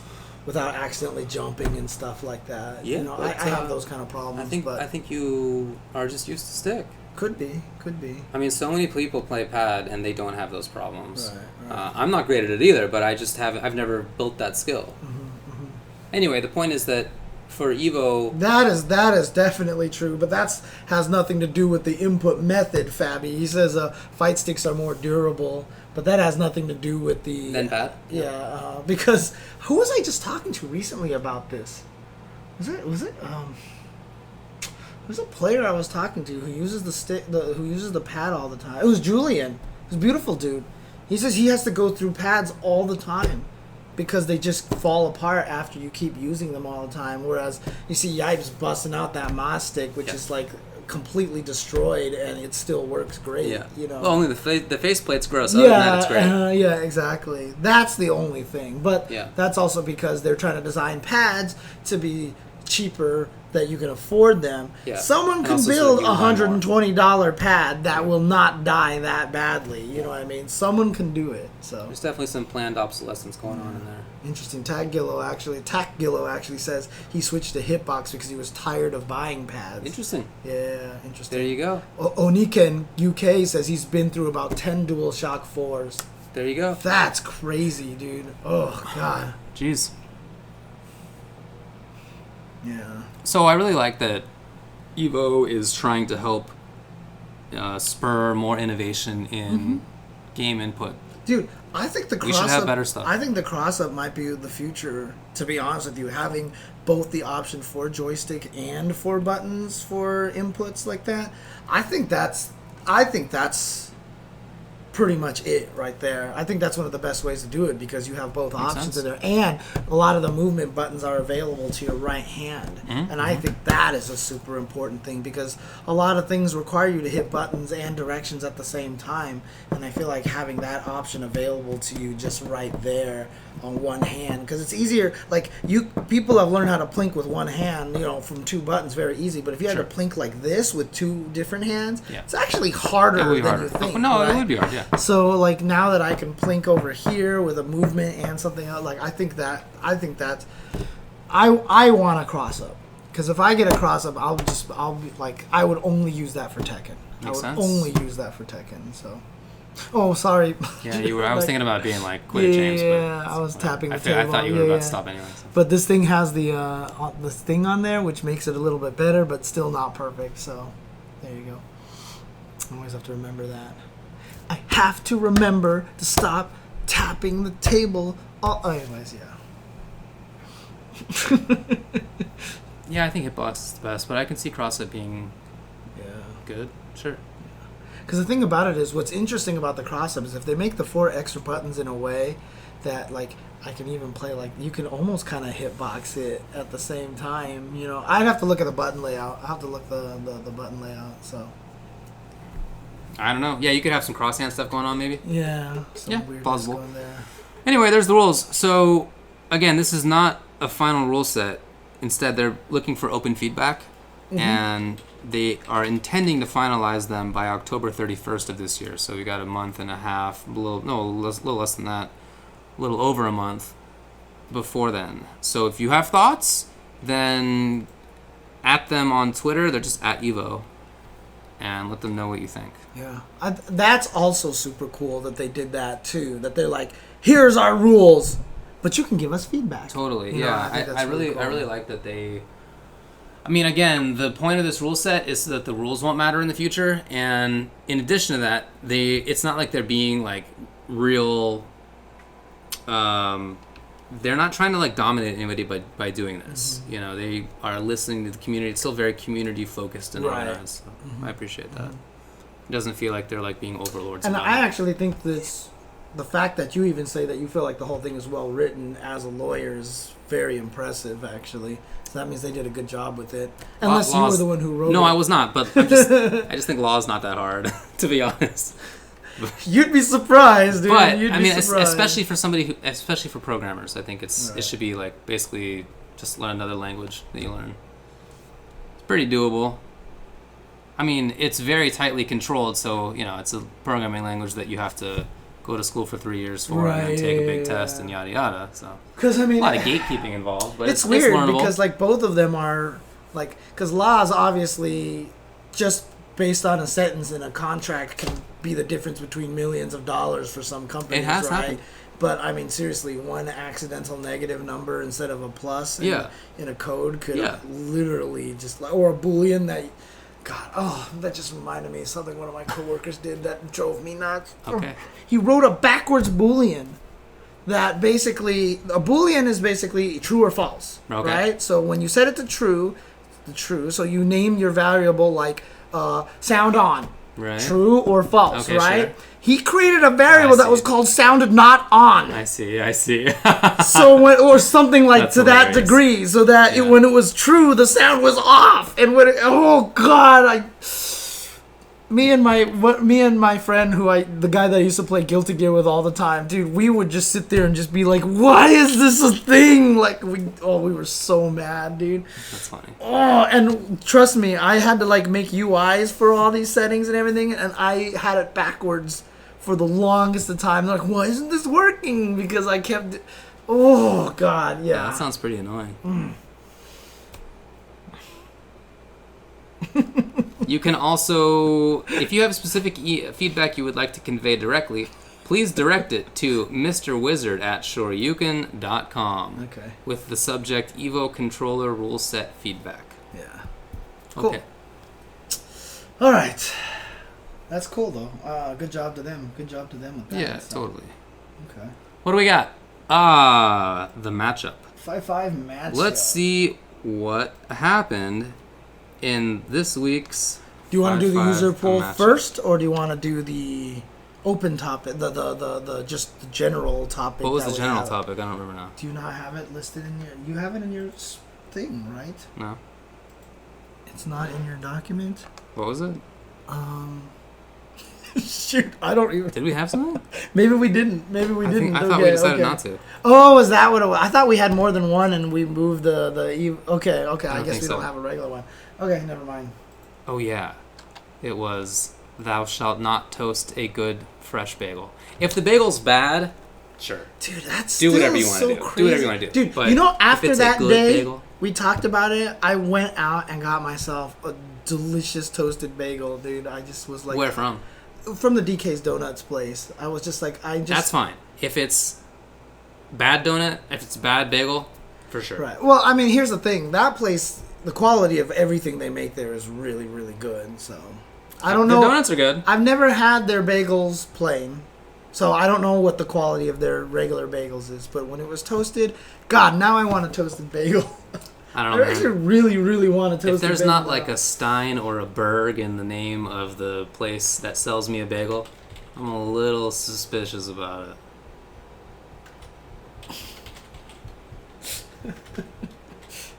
I mean, what is your favorite fast food place? Like, is Bagel Brothers good? Einstein Bagels or whatever? Oh yeah, I mean, look, if you're just so among the like Chipotle of bagel places, yeah, Einstein is fine. Like it's okay. Yeah. Okay. I like It's not. You wouldn't describe that as like a good bagel, right? Yeah. Of course. Yeah. You know. All right. So what's the viewer 5-5 topic here? All right. Here's the list of topics. Why are many of the? Oh boy, I really needed to. I wish. So what I've been doing is just control, copy and paste when people submit questions, and I should probably quit it. Because some of this is a little harder to read than I realized. I gotta read them curate exactly it better. as Sure. Okay. Why are many of the eyes and resources in the FGC focused only on players? Should the community start paying attention more or giving more resources towards others' ways to being in the FGC as a job? Okay. Okay.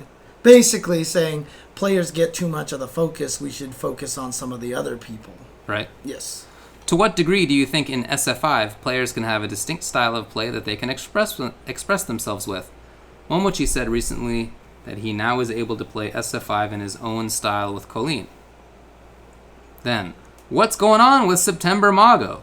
Why do you think he plays better later in the year? Okay, I did actually curate that one. That was did? written differently than that. But, Okay. with talks of more tournament variations coming to MK11. What would you make as a tournament variation?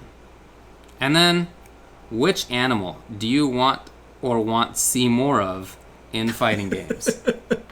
What animal do we want to see more? All right, the winner is...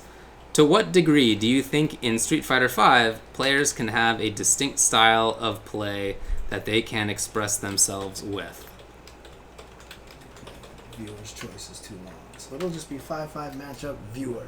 SF5 player styles. Nice. Good encapsulation. Good. Okay.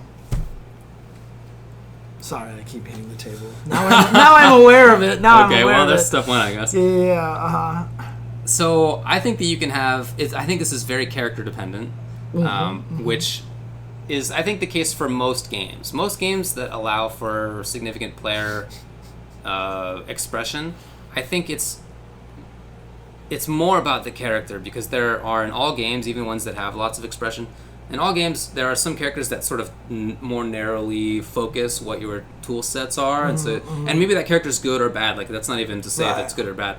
The options are just more like that. Right. So like, if you think about a game like UMVC3, where options are all over the place, like a lot of the Virgils and Zeros are gonna. The Virgils are basically the same guys. Yeah, they're gonna be kind of. I mean, clearly there's people who can do different things with Virgil, but for the most part, the strategy is basically the same. Yeah, Zero, at least there were people who went in more. There were people who were zoning more. Like Zero. But once they killed the character, once they hit a character, everything was like. Down to the tunnel right there. But the neutral game, I feel like you could identify stuff. Yeah. In SF5, I feel this is the same, that it's very character dependent. But I would say that I've come to think that the game is very expressive. I really like it. And I think it's... What's the smile about it? All right, fine. I'm going to do it. I know exactly. That's why I baited you out here. Here we go. All right. Okay. I knew. It feels weird. Street Fighter V is my second favorite Street Fighter game of all time. I have made this conclusion. It's been in my head for the last little while, and I finally gave voice to it recently, and it felt right. It felt right to say it. So it's now Third Strike, then SF5, then Super Turbo. More than Super Turbo. That's the interesting part to me. That's the more interesting part to me. So. And part of it is that I've come to think of the game as actually being very expressive. Again, it's characters dependent, so I think a lot of camis kind of look the same, but I think lots of other characters look pretty different. When Momochi says that he has his own style with Colleen, I can definitely see that. He is more patient than most. I think you can really tell the difference between Urien players and Menat players. I think you can really notice the difference between Abigail players. I think are very different. I think there's a lot of characters that allow for a lot of player expression, and it's not just the character options, but it's things that are maybe seemingly small from an outside. How often do they try to steal a turn? And the ways that you do that in this game are particular, and they may not be obvious to people who don't know it. I feel like it does allow for a lot of expression. All you have to do is just go back, watch these past couple of weeks of SF League. Just watch Tommy Two Steps Urien. Yeah. His Urien is crazy. It's super cool. It's really crazy. And super cool you can see it's very different than from, say, a Nemo style. Totally. Even RB and Nemo, for the longest time, were very different. Totally. RB did a lot more walk-up headbutts. Remember? That was his thing. I do. So good. I'm surprised people don't do it as often anymore, but it's still super good. But, I mean, the style between those players were all very, very different. So...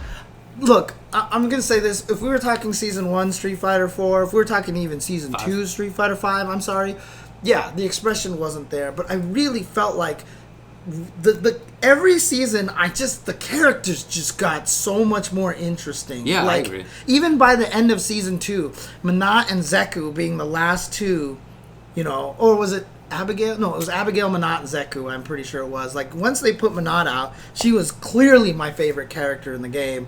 Because we had, Infiltration, Justin, and Sako, who played wildly different Menats, right? Very, very, very different Menats.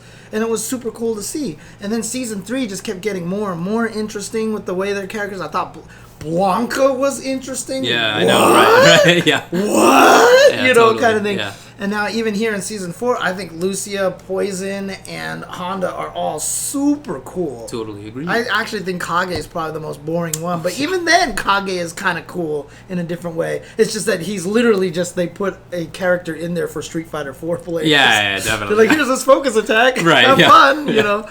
Like, I really do feel like Street Fighter 5 at this point has grown in a lot of ways. Yeah. Like I said, from a gameplay standpoint, Street Fighter V is very, very strong. Most of my criticisms of the game come from a presentation and from a how do you make the players feel good when you play it, right? A lot of the decisions that are being made in the game are so similar to the previous games, but they're just not done in a way that make the players, I think, feel really awesome. You know what I mean? You don't, not even just awesome, but just feel satisfied. So a lot of people hate the fact that once you get knocked down, you're in this mix-up and you can't do anything. If you just made it so they can get up and block a cross-up, you know, then all of a sudden they felt like they got up and they blocked a cross-up. They get a feeling of success, but guess what? You have the exact same mix-up afterwards. It's going to be throw, shimmy, or attack, right? You have the exact same mix-up, but you add that in there and all of a sudden the player's like, at least I got up, at least I blocked this, and da-da-da-da, and I have this, you know, I feel like I have this. It's all these weird little psychological tricks, and the reason why I believe in so strongly is this is when you look at Tekken 7 and how much they changed a lot of things with cool zoom-ins on counter hits and slow motion and just this amazing presentation. People get hyped, Totally. right? People say that in Tekken. They're like, I know why I lose in Tekken. That's what's so great about it. And I just don't believe in that statement at all. Me too. I do not believe in that Yeah. statement at all because fighting games are some of the most esoteric kind of like vague things. Yeah, I mean, in any game, you may or may not know why Right. you are. Like, it doesn't. And That's not a game by game thing. But that's the thing is in Street Fighter it feels worse because when you get knocked down and the opponent just plays that Street Fighter RPS so well because he's reading your decision tree Yeah. before you've read it. Yeah. You're like, I didn't even get a chance to do anything. Yeah. It didn't feel like I played But at all. you actually had like 5 chances. Right, exactly. You actually had the chances. Now, if you block the cross up, and then you'd be like, well, I blocked the cross up, and now I'm in this mix up. Like in Street Fighter 4, like you get knocked down. It's the exact same thing, but you just felt like you were able to do something. You know what I mean? And that's where Street Fighter V, in my opinion, falters the most, is that it doesn't give player satisfaction, but the gameplay is still very solid and very strong. I think it's That's great. what Yeah. In Season 1, yeah, I definitely agree with you that I didn't feel that it had enough variety. That was my Yeah. biggest criticism for sure. Because most of the characters even played the They same felt within similar, each other. yeah. Yeah. But yeah, by the time they put more characters out, by the time they fix the input lag, I feel like it's, for me, it's the second most interesting footsies game in Street Fighter after Third Strike, which I think is the best. And it's the most varied. The game plans I think are the most varied. The balance I think is the best. Okay. I think Balance, yeah. I think it offers a lot of different things that you can do as a player within characters and across characters. I would actually, the only one I would argue with is the variation between the game plans and stuff like that. It's definitely better. Like, I think that Third Strike is less varied. I would agree with that, actually. Yeah, I mean, Third Strike has some very different characters, but the ones that are very different are, like, not really tournament viable, unfortunately. I mean, I think probably the most varied one might be Street Fighter 4.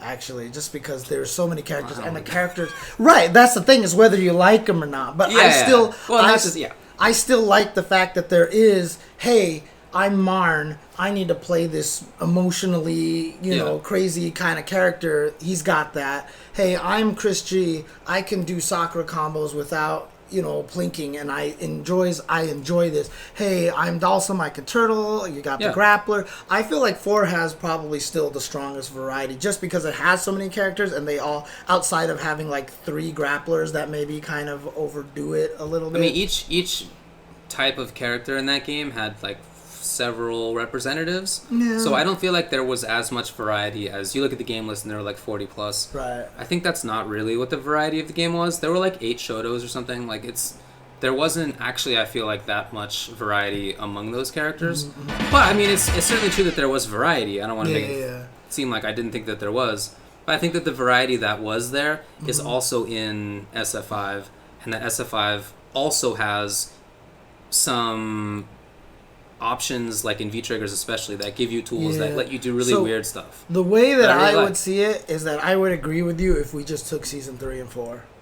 Like, if we just took season 3 and 4, I'd be like, I certainly wouldn't be saying this if it was season 1 or 2. Right, exactly. For sure not. Because I still think the problem is that season 1 and season 2, halfway through 2, still doesn't quite provide enough of that, and I feel like they got their stride. Yeah, totally. And so I wouldn't have said this about Street Fighter V until this year. Totally. And so I don't feel like it's quite there yet, unless they went back to those old characters and went a that little would be bit. pretty cool. You know what I mean? I would like that a lot. That's how I would feel. Then I would agree, but I don't feel like it's enough. I still think Super Turbo, Street Fighter 4 have better character variety than Street Fighter 5, because Street Fighter 5 still, a lot of it really is the Street Fighter RPS. A lot of characters do still play the Street Fighter RPS. That's true, but in each game there's that mix-up. There's like the central mix-up that's super important. Mm-hmm. So I in Street Fighter 5 that's what it is, but in Super Turbo that exists just the same. The thrower low is what most characters build their mix-up around, right. Which is fine. I mean, I don't have any even problem think with like that. Dalsum even really plays that, right? In what? In 4. Yeah, he never played the Zangief. Didn't really play that. Really. No, that's ST. That's the thrower low. The ST. The ST. Yeah. In SF4 that's true. Unfortunately, Dalsum was pretty bad. Yeah. He didn't really. But have the style worked. Mix-ups. If he was a little bit better, then his style would have been that way. I mean, I guess, but you could probably say the same thing about SF5, where characters are probably not viable at the bottom end, but they have some interesting tools. And then the that other you thing, don't see because they're not good. ST's biggest weakness is there's only 16 characters, but I think that amongst the 16 characters, maybe only 2 of them are kind of remotely. It has similar. good variety, totally. I think for the most part they that was a big part of what kept me coming back to that game. Yeah. The thing that I think the reasons that I like SF5 more now are the ones that I've just been mentioning. Yeah. But also that I think that it was basically nostalgia that kept me with Super Turbo for a long time, and while that still matters to me, I think that it's probably good for me to recognize that it was such a big factor in why I continued to think of that game as being one of my 2 favorites. I think, as we've often said, if that game came out now, it would not be acceptable. Oh yeah, people would be super bad. Totally. There's a lot of it that's funky and weird and just wouldn't fly. So while in the context of its day, it was awesome, right? And for a long time after, I think it still like held up really well. But nowadays, I think that it doesn't hold up as well in the context of games that are available now. Yeah, I mean, so balance-wise, for sure. In it's short, the like the nostalgia, I think is why I kept thinking that. Yeah, I mean, again, another thing I think that's super strong about ST is it's one of those games that just makes you feel good when you ever land. But that's stuff, you. know? I mean, and that was me. That's me too. I mean, I don't mean to say that's only you. But that's people who have been playing the game for a long time. Yeah, that's the syndrome of what was the first game or game series that you took seriously competitively? Because when you have that conversation with people who played SF4 at the start, that's what they say. People who played Third Strike at the start, that's what they say. People who played MK9 instead of MK11 first, like that's what they all say the same thing. Yeah, I mean, the thing about it is like, I mean, obviously the first game I ever really played was original World Warrior. I wouldn't say that about World Warrior to save my life, right? Yeah. Yeah, because that game is garbage, right? Right. Yeah. So, I mean, at some point, so maybe hyper fighting. Yeah, hyper fighting. Right. But I mean, even just, there's just things, because there is a little bit of the difficulty factor that is taken away from a lot of modern games that ST has, like Short Super with Ken. Yeah. Like even just landing an SPD, right? Stand light kick SPD, and uppercutting limbs. Oh God, I mean, uppercutting limbs is never not going to feel great in any fighting game. Yeah, I agree with you. Yeah. So like that kind of stuff is just like, oh God. I mean, it's even hype in Street Fighter 4, right? So those are things that aren't nostalgia. Like those are things. I think it's a good game. I would still have it as my third favorite game. I just think that the reason that I had it in like the sort of untouchable top 2 was nostalgia. I think that was the biggest Wonka reason. V-Trigger 2.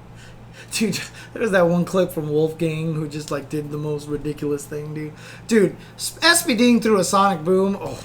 Yeah, dude, for sure. There's a lot of things in that game that make you feel cool. Walk up SPD has never felt as good as it does in the Street Fighter 2 games. If you could do it with T-Hawk, you knew you were pretty sick. Yeah, but I mean, even just with Zangief, when you know you scared your opponent to the point where you could just walk up and SPD them like that, oh God. Yeah. Because especially in that game, it was so much easier to keep Zangief out than it was in other games. You know what I mean? He was not good. You did not have to fear about an EX green hand. Let's just No, put it you did that not. way. So No, you did not. yeah. Yeah. So Anyway, I mean, it's still a good game. I don't want to trash ST at all. yeah. It's just now I think SF5 is better.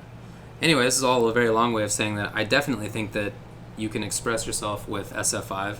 I think that's easier with some characters than with others. Yeah, like you said, Cammy, not so much. A little less. Like Karen, you've got to be low forward, hit confirm master. A little less with Karen. Yeah. But I think a lot of the cast offers a lot of opportunities to be interesting. Super, lots of different player styles available with those. Even the Blancas are really Blanca, different. I mean, a lot of characters that have come out in the last 2 or 3 years, I think, are Dalsum. like that. Dalsum is like totally. Jesse, Dankadias, and Arturo. Very different Sims, Dalsums. for sure. Very different Dalsums and stuff like that. I definitely agree with you. Yeah. I would, though, I think this would be super fun someday to do the kind of test that they've done on wine connoisseurs, where they're like, is it a red or a white? Yeah. You just have to like guess, you know? And people think like they should be able to tell whether it's just at a basic level, red or white. Not even like, is it a Riesling or whatever? Right. Is it a red or a white?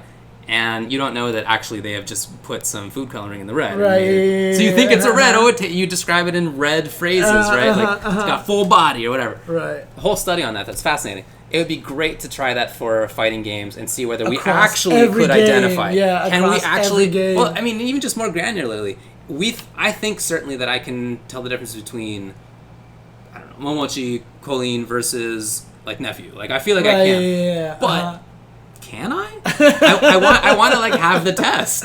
Yeah. I think that'd be so cool. Absolutely.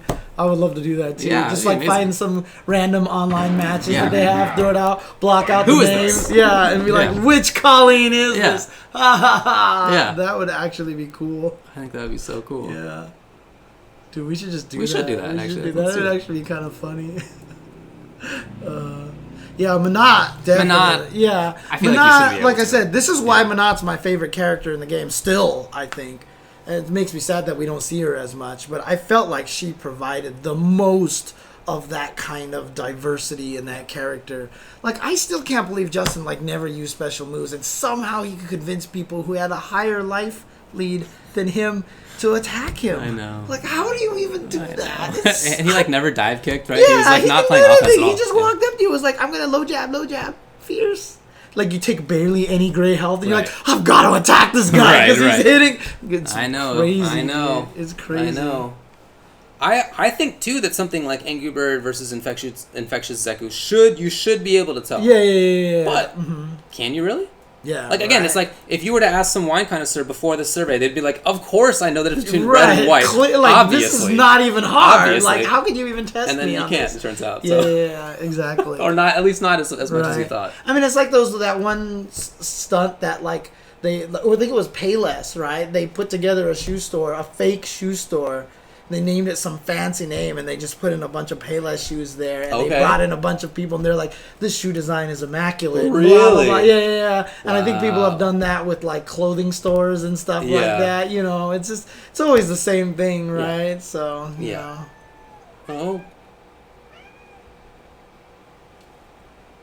Meow. Meow. Meow. Meow. Wow, you're very talkative down there, huh, buddy? That's Nathan. What a talkative little dude. Yeah, he's very All right. So, anything else to say about expression in SF5?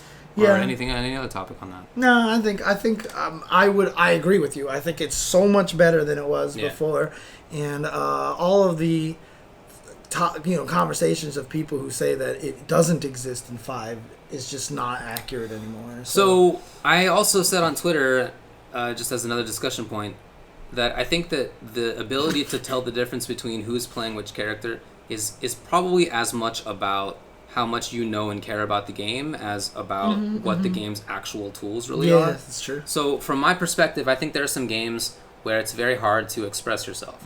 But I've talked with people who I respect, and they think those are games that allow you a ton of expression. Right. And I don't think that would be right for me to say that they're idiots. Right. Or that I'm the idiot. I want you to call me an idiot. I think it's much more that like I don't care about a game, so I don't find out what all the little differences are that can separate people. And typically like, that's small stuff. It's not usually there's some instances like Minot where it's like very but typically it's like little decisions and maybe they're a little bit more away and a little bit more close. Like there's like little things.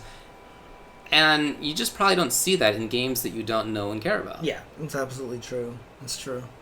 So, and that's the thing is, right? I mean, right now, I don't want to get into it. Never mind. So let's just move on. Let's do our pick from the 5-5. All right. So.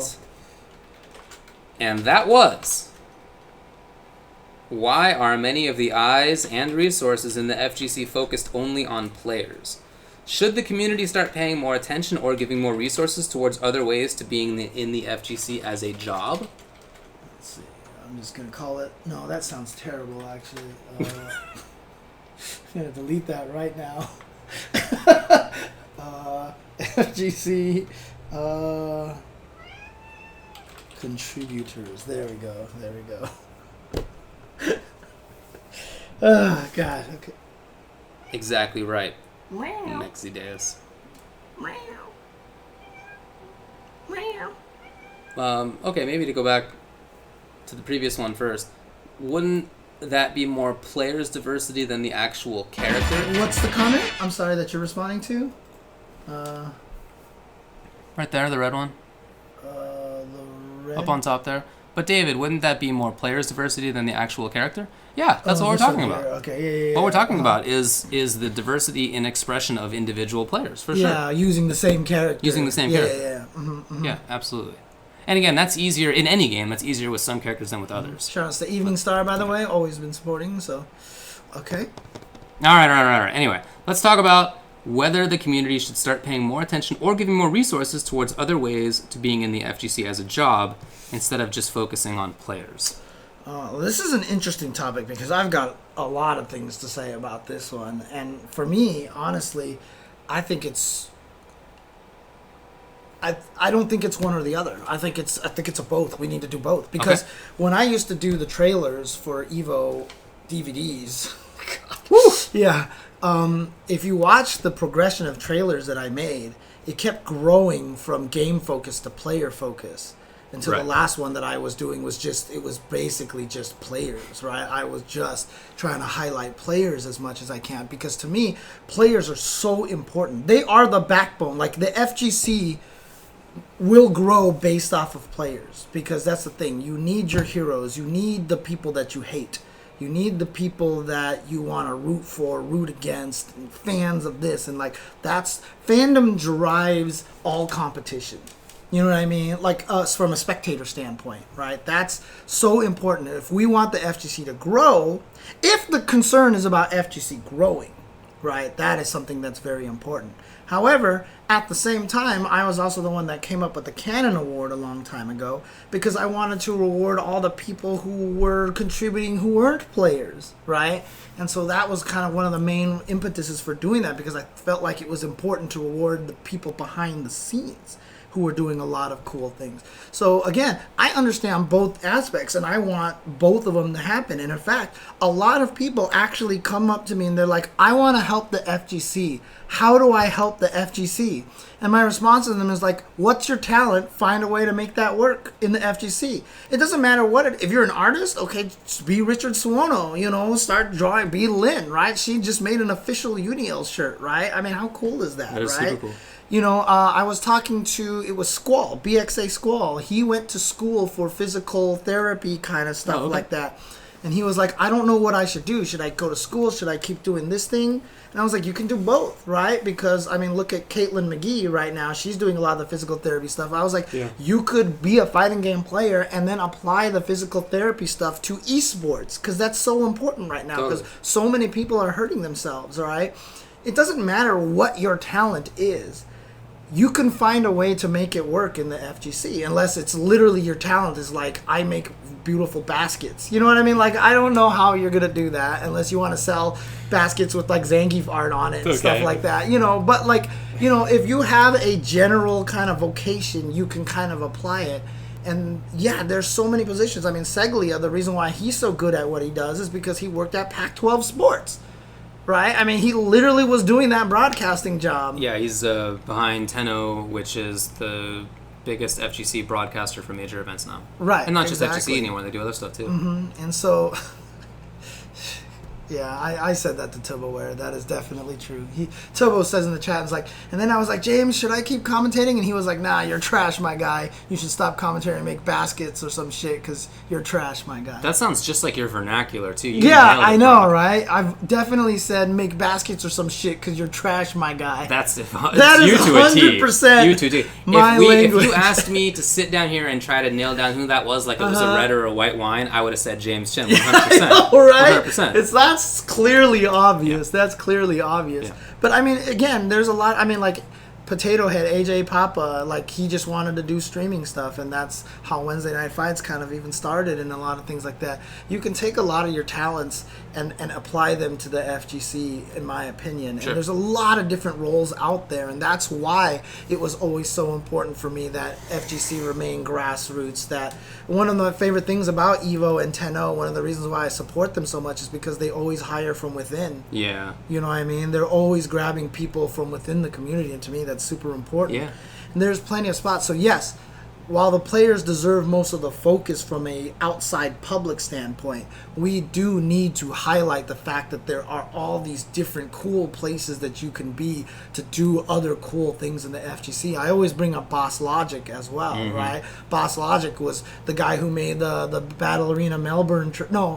Yeah, BAM. Yeah, it was BAM trailers and wait, no, maybe it was Shadow Showdown. I think. Yep, right. Yep. And he always the way he started was by taking like pictures of like beefy guys or like hot girls and changing them to the fighting game character.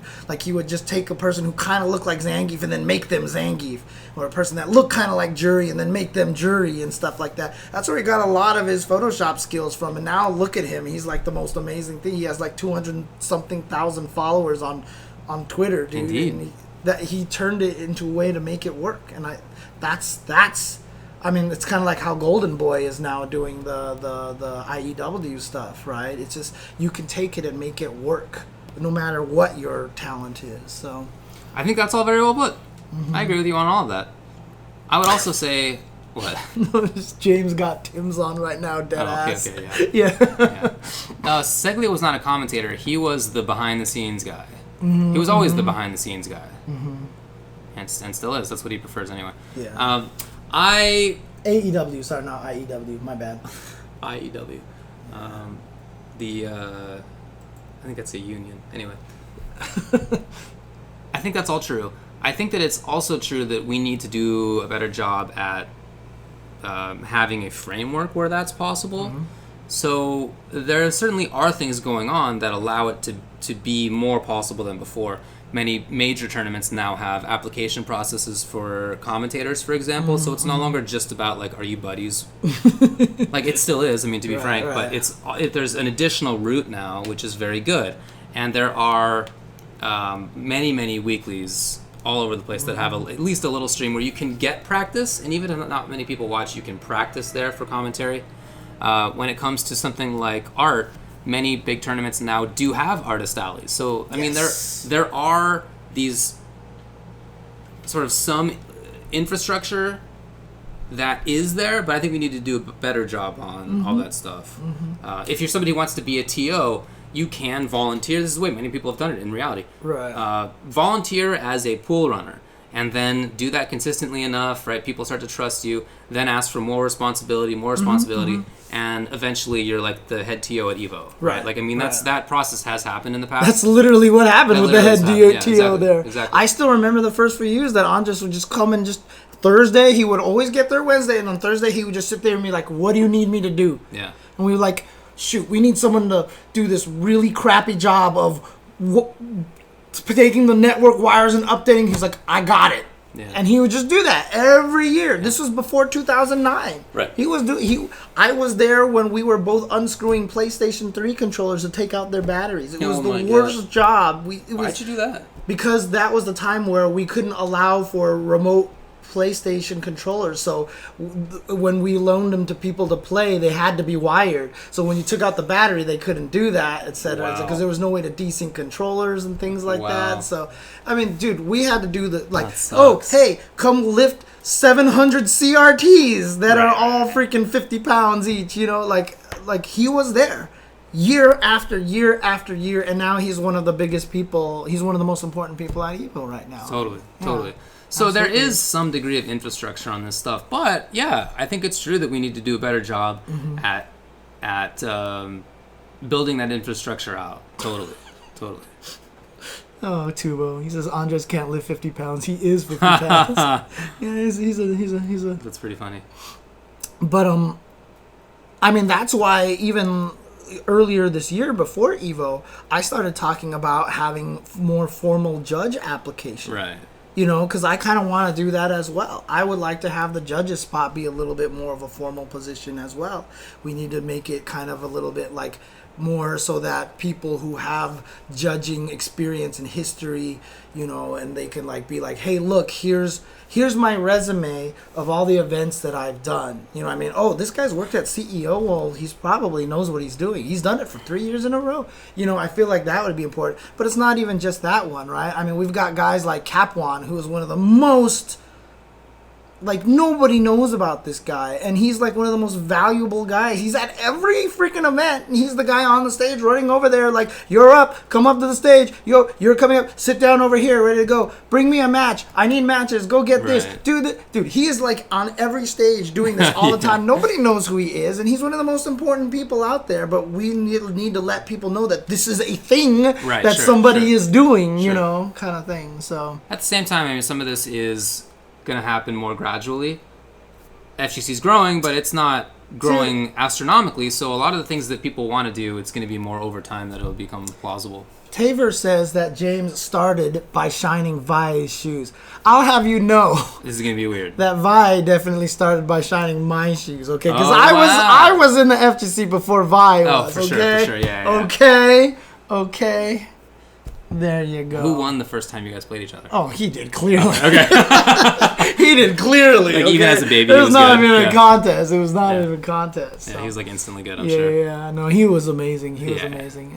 Yeah. Anyway, there's gonna be more growth. It's not, well, at least if it continues the way it has been, it's not going to be dramatic growth, but it will be growth, and in that growth there's going to be more opportunities. But again, I think we do need to also do a better job at like making it clear how to go about doing these things. No, I mean, to be fair, I mean, obviously Vi with Wednesday Night Fights and stuff like that gave us a lot of opportunities. Absolutely. For the commentary and stuff. So I'm joking, but I was here before than he was, so that's all I'm saying. So like I said, I still consider Vi second gen FGC. It's not true first gen SF fighting game community. Like John Choi, yes, first generation. Jason Cole, Tom Cannon, Tony Cannon. You know, Jason Nelson, Bob Painter, Tomo Ohira, of course, Jeff Schaefer, like all those guys. Though that's the first generation right there. Gerald, who we had on this show. Yeah, Vi showed up around Alpha 1 time. That's kind of when mid-90s. Yeah, in fact, the first 95 or 6, the first big splash that he had was beating Watson in a Street Fighter Alpha 1 tournament. Alpha 1, yeah. What a video game. All right, that's it. Okay, from that 5-5, yes. Okay. What do we got for some gaming news? All right, well, first of all, I should tell you my computer is pretty close to running out of batteries. I forgot to charge it before I got here. Oh, okay. So, and it's still been up here for like 2.5 hours. Shout outs to the Surface. Even though I didn't charge it. So, yes, there is some game news. Mortal Kombat 11 tomorrow is going to have a Kombat cast, and on that Kombat cast, it will be discussing third variations for characters. That's cool. One of the 5-5 matchups was which variation would you pick, yada, yada, yada. But part of why I think that's not something to talk about is that we'll literally find out tomorrow. Right. We'll know. The quest. I didn't even know that this was happening so soon. Actually, they posted it today. Oh, okay. Yeah. So do they even know when these are going to be released? I'm sure they do, but I don't. Okay. So they They'll haven't said like November time or something like that. No, they'll probably announce it tomorrow though. Okay. And the fact that it's happening now makes me think that it will be when Actually, Terminator comes out, which is in early October, because that's in like 2 weeks or so. He said he announced it here last week, and no one paid attention to him. So it was actually announced last week. Yeah, there was something that you said that was like, Brian. Oh yeah, he kind of did. That's right. Yeah. Did he? Right. Did he? Yeah, I don't remember. News. I don't remember. Yeah. So okay.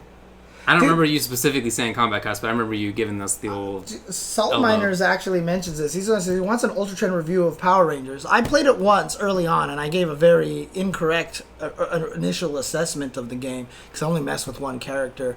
But what I've heard, obviously it seemed like a kind of like a budget fighting game. But as it's kept getting updated... It's like, you know what we've always said about like Street Fighter 5, like, hey, let's fix Birdie's chain, like, please fix Ken's face, or like do this, and like that's actually sounds like what they're doing with the game. They even said that they even have like an announcer showed up nowhere that like says something different based on your combo size and stuff. They keep adding it, and like as it keeps going, the characters keep getting crazier and crazier. So not only are they just adding new characters to it, but they're just doing a lot of quality of life changes and aesthetic changes as the game goes. And sure enough, whenever I see Clockwork retweet some stuff or just tweet some stuff, like the game looks a lot better than it did when it first came out. So I agree. He says more phenomenal. Nice. I hope it's like KI style. More phenomenal. I have no idea. I think that'd be crazy. Yeah, that's cool. Yeah. Anyway, so tomorrow they're gonna have this Kombat Kast.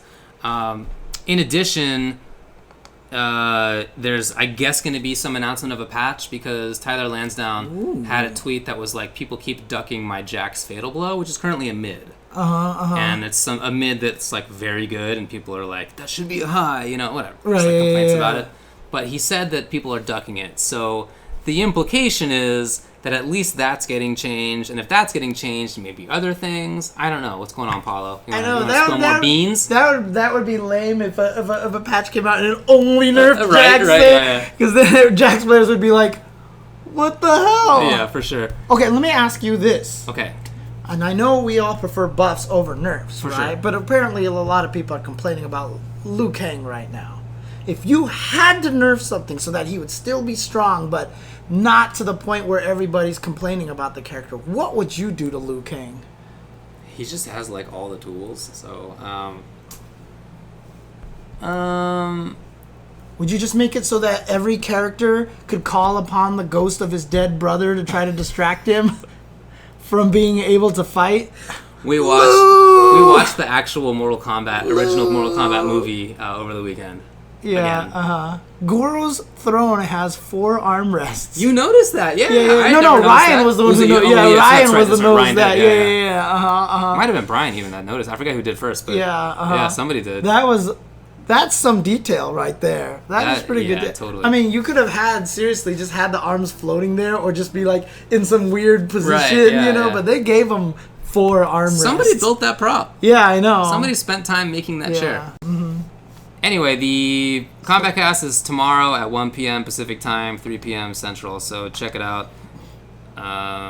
They've also said that they put out like new rules, not them I guess, but Intersport put out new rules that after 30 days after Kombat Pack releases is when characters become legal. Instead of 30 days after they become legal for everybody, or they become available to everybody. Right, so if you have the Kombat Pack, and you get to play a new character a week before people who don't have the Kombat Pack. Right. And so it used to be that 30 days after everybody could play is when the character became legal. Now it's 30 days after when the Kombat Pack gets it, which means basically that characters are legal a week earlier than they were before. Is that good or bad? Like, that kind of gives an advantage to the people who bought the Kombat Pack, It does, yes.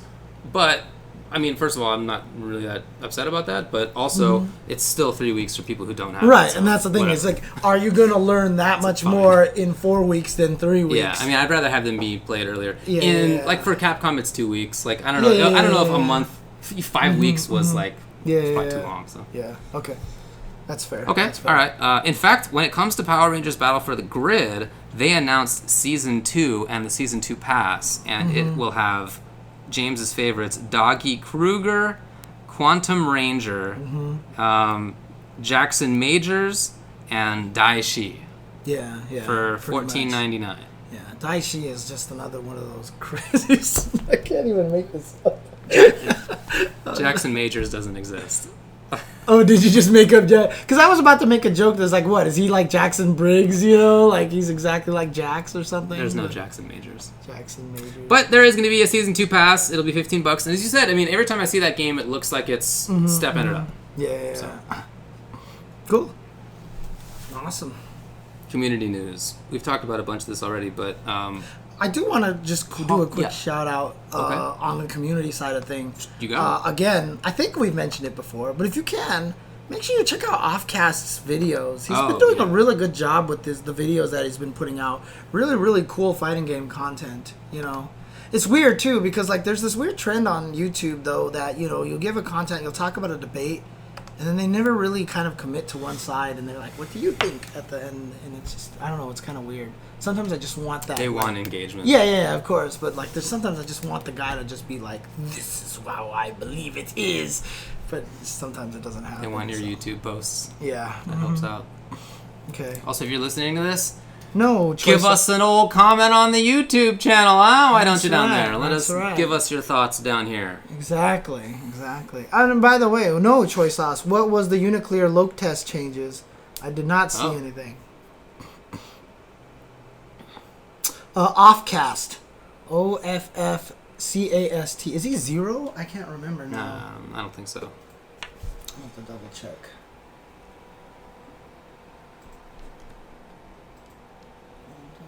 What up, kitty cat?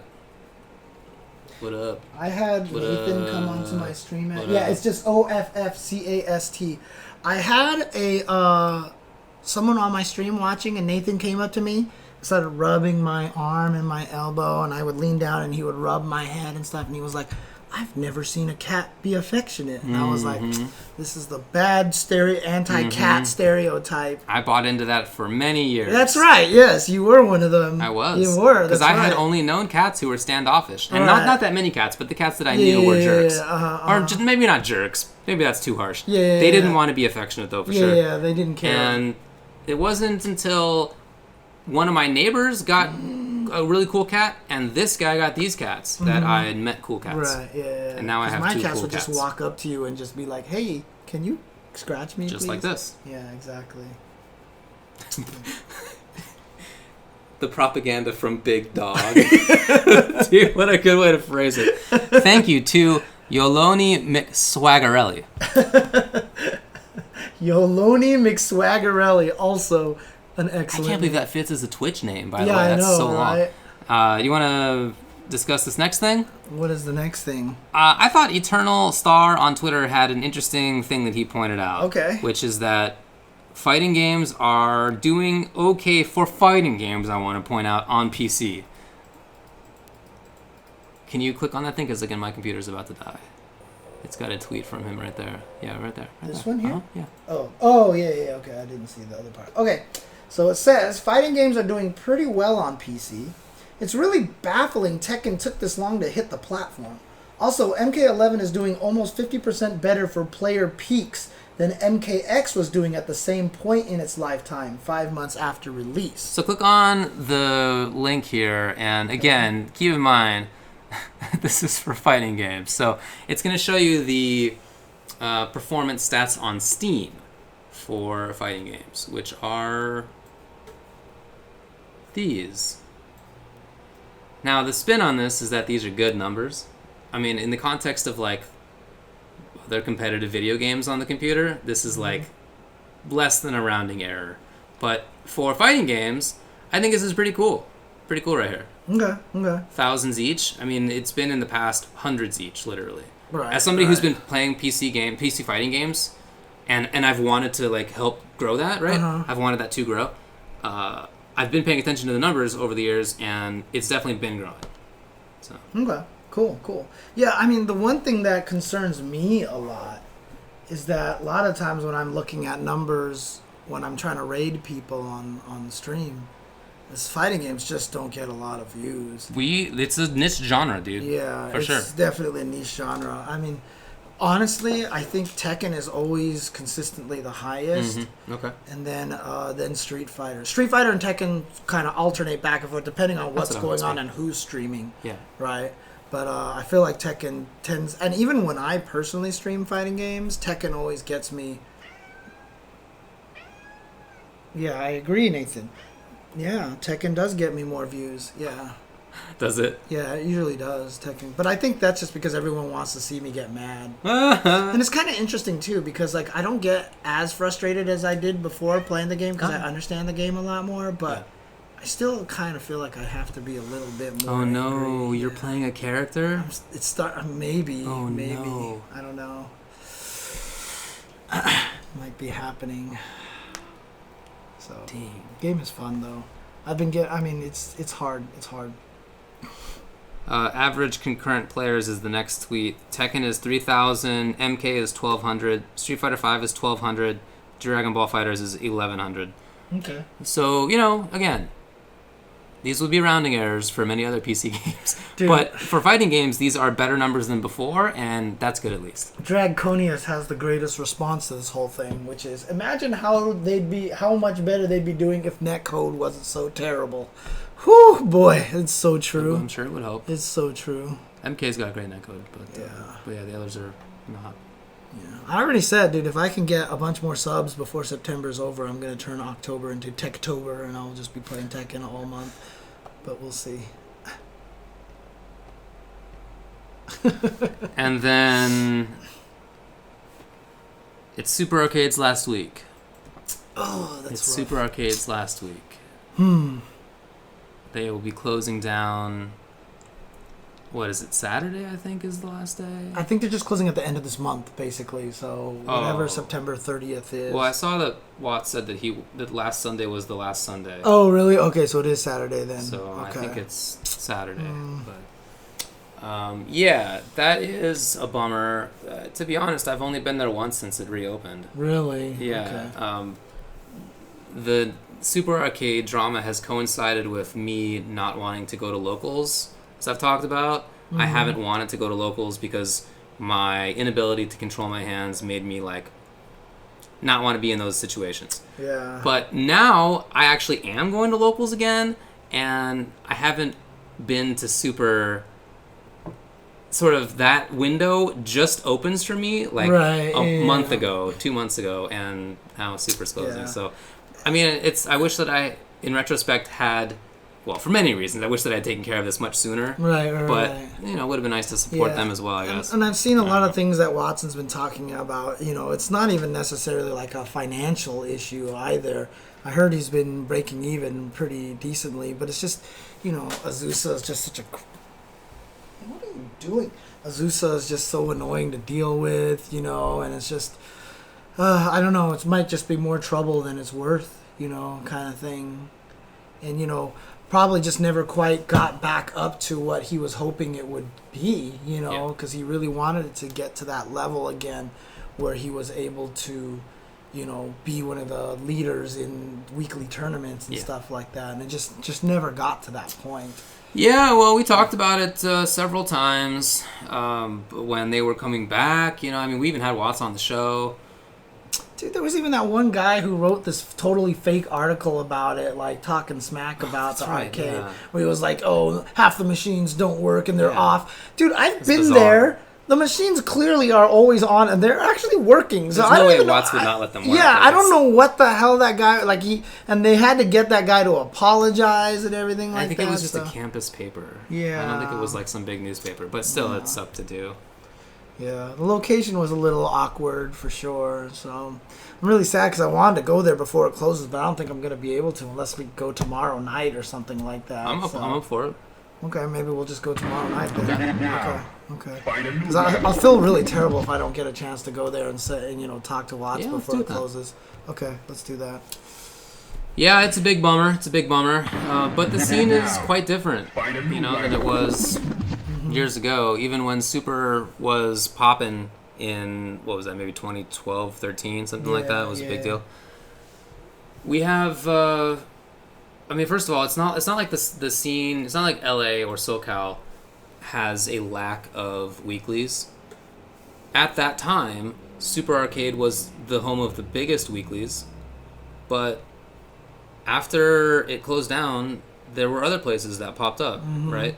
Esports arenas. Some of them have even come and gone. Major too. example. That's true. That's true. But there are more than that. There's a weekly Dropkick. literally every night in the LA area. So there are things, there are places that you can go to. So it's just not the same, situation that it previously was. Yeah, it's unfortunate. But I mean, someone asked in the chat, like, what is Watson going to do from here? Look, Watson's done a lot of different things. He's a very resourceful guy. Yeah, I don't think it's going to be too much of a problem for him. It just sucks because I know he sacrificed a lot to get Super Arcade open, and he finally got it open. And closing Super Arcade is almost kind of like just being like, it just didn't work. And like I feel like he lost a lot of things for kind of almost no reason now, and that part sucks. At the same time, if he thinks that it's more trouble than it's worth to keep open for any reason, whether that's financial or otherwise, whatever it is, then I'm all for him not keeping it going. Yeah, absolutely, yeah. When he was reopening it, we had him on the show, and we were talking with him about how we didn't want it to be a burden on him. Right? I mean, it's something we've discussed with him in the past, how, if he was opening up Super again as sort of just a way to, with too community-minded a focus, then we didn't think that was good. Like, it needed to be good for him, too. Community is very important, but, like, it also has to be doable for you. So if there's something about it that's not working for him, again, financial or otherwise, then I don't want him to keep it open in a way that would be harmful to him. Yeah, but I don't want to say that it is a financial thing because I don't know the story. Yeah, I don't want to paint it that way if that's not the case. So, I really don't know the story. Yeah, and like I said, I haven't been there, so if we go tomorrow, maybe I can just talk to him about it or something like that and find out what's going on. So, but yeah, it's unfortunate because he definitely had a vision of what he wanted it to become, and after he opened up, it just never got there. It just never manifested itself. And, and I'm not going to say that's not all, like part of it's not his fault and stuff. He definitely could have did some things better here and there, but at the same time, it's just the environment is crazy. It kind of reminds me of just like, the conversations I have with L.A. Akira Gerald about the food truck business. When he started it, the food truck business was great and everything like that. Right. But nowadays, it's just like, it's just become this complete just disaster. Oversaturated. Oversaturated and very cliquish. I mean? Like, oh, if you're not friends with this guy, they're going to shove you out of this. It's ridiculous. Yeah, that sucks. Yeah. So. Oh, really? He might not be there tomorrow. Huh. Oh, he might not even be here tomorrow? Oh, gosh. Okay. Well, let me know. Let us know, I guess, if you find out. Yeah, we'll ask. Yeah, I don't know. I mean, like I said, I think it was probably an uphill slog. Yeah. Oh, yeah. For sure it was. But yeah. It's closing. It doesn't just suck for him. Other people have tried to put a lot of effort into making tournaments their work and weeklies their work and streams work. Yeah, it's a bummer. Wow, they're very talkative tonight.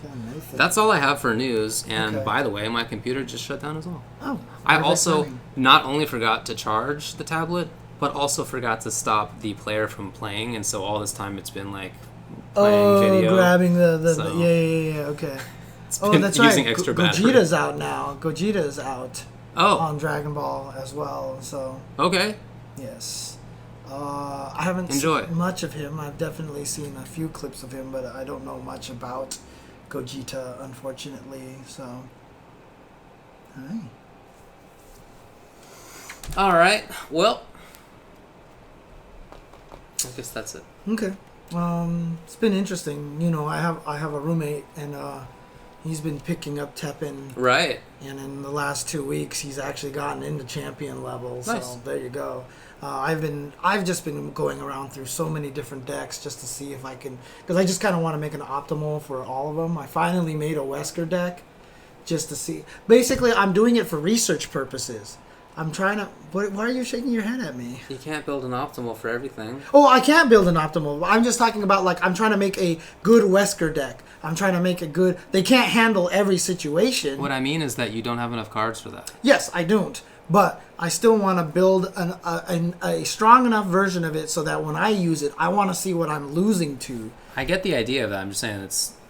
You don't have enough cards probably to make that work. That's all. That's probably true. I don't know if you actually left. I did end up reaping all the cards. Yeah, I did end up reaping all the cards. Oh, that's good. Nice. So it's like right after you left, I think I ended up reaping them. So yeah. Did you get stuff? I got some stuff. I haven't crafted a legendary yet because I'm still debating on that. Although if I do craft a legendary, it's most likely going to be brainwashed because that thing is broken.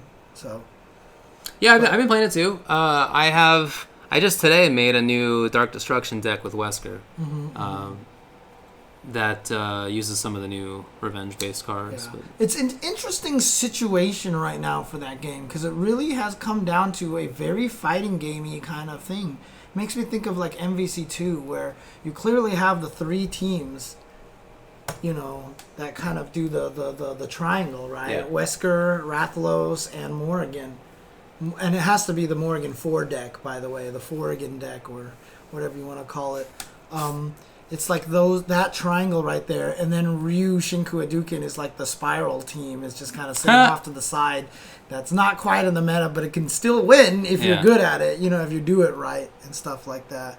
So I'm curious to see if they're actually going to try and tweak it a little bit more. I'm wondering if a balance change is coming at some point to try to power up some of the other ones. Although I have made a new X deck, the Charge Shot deck, which is kind of messed up sometimes. Yeah, I think Charge Shot's probably better than Veil. Oh yeah, clearly. Like I don't even think it's a question, but because I never had the regen card, so to me it just never made any sense. But now that I have the regen card, not only that, but I didn't know that if you threw 3 regens on the same card, it was 3 different timers. So basically, if you charge shot him, if you charge shot, basically every time they gain health, they gain an attack. Yeah. And so if you put 3 regens on them... So there's a card that also makes it so that you gain more one health every 5 seconds. Yeah. You can put all 3 of them. So it's just like ching, ching, ching, ching, ching.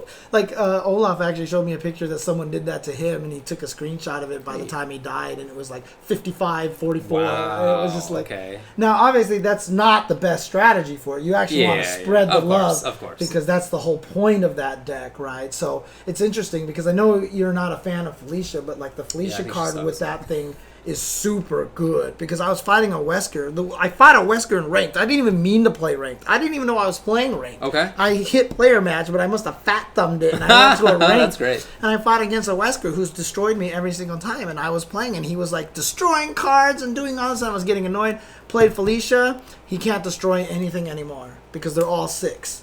Right? That's the biggest strength of Felicia, is that she's a 6, so Dark Destruction doesn't work on it. Half the destroy cards don't work on it. And then I was able to charge shot them, regen one of them, regen the other one, and then he just couldn't do anything about it anymore. Yeah, so, I mean, I think there are situations where the card can be used, but that doesn't mean I think that it's a good card.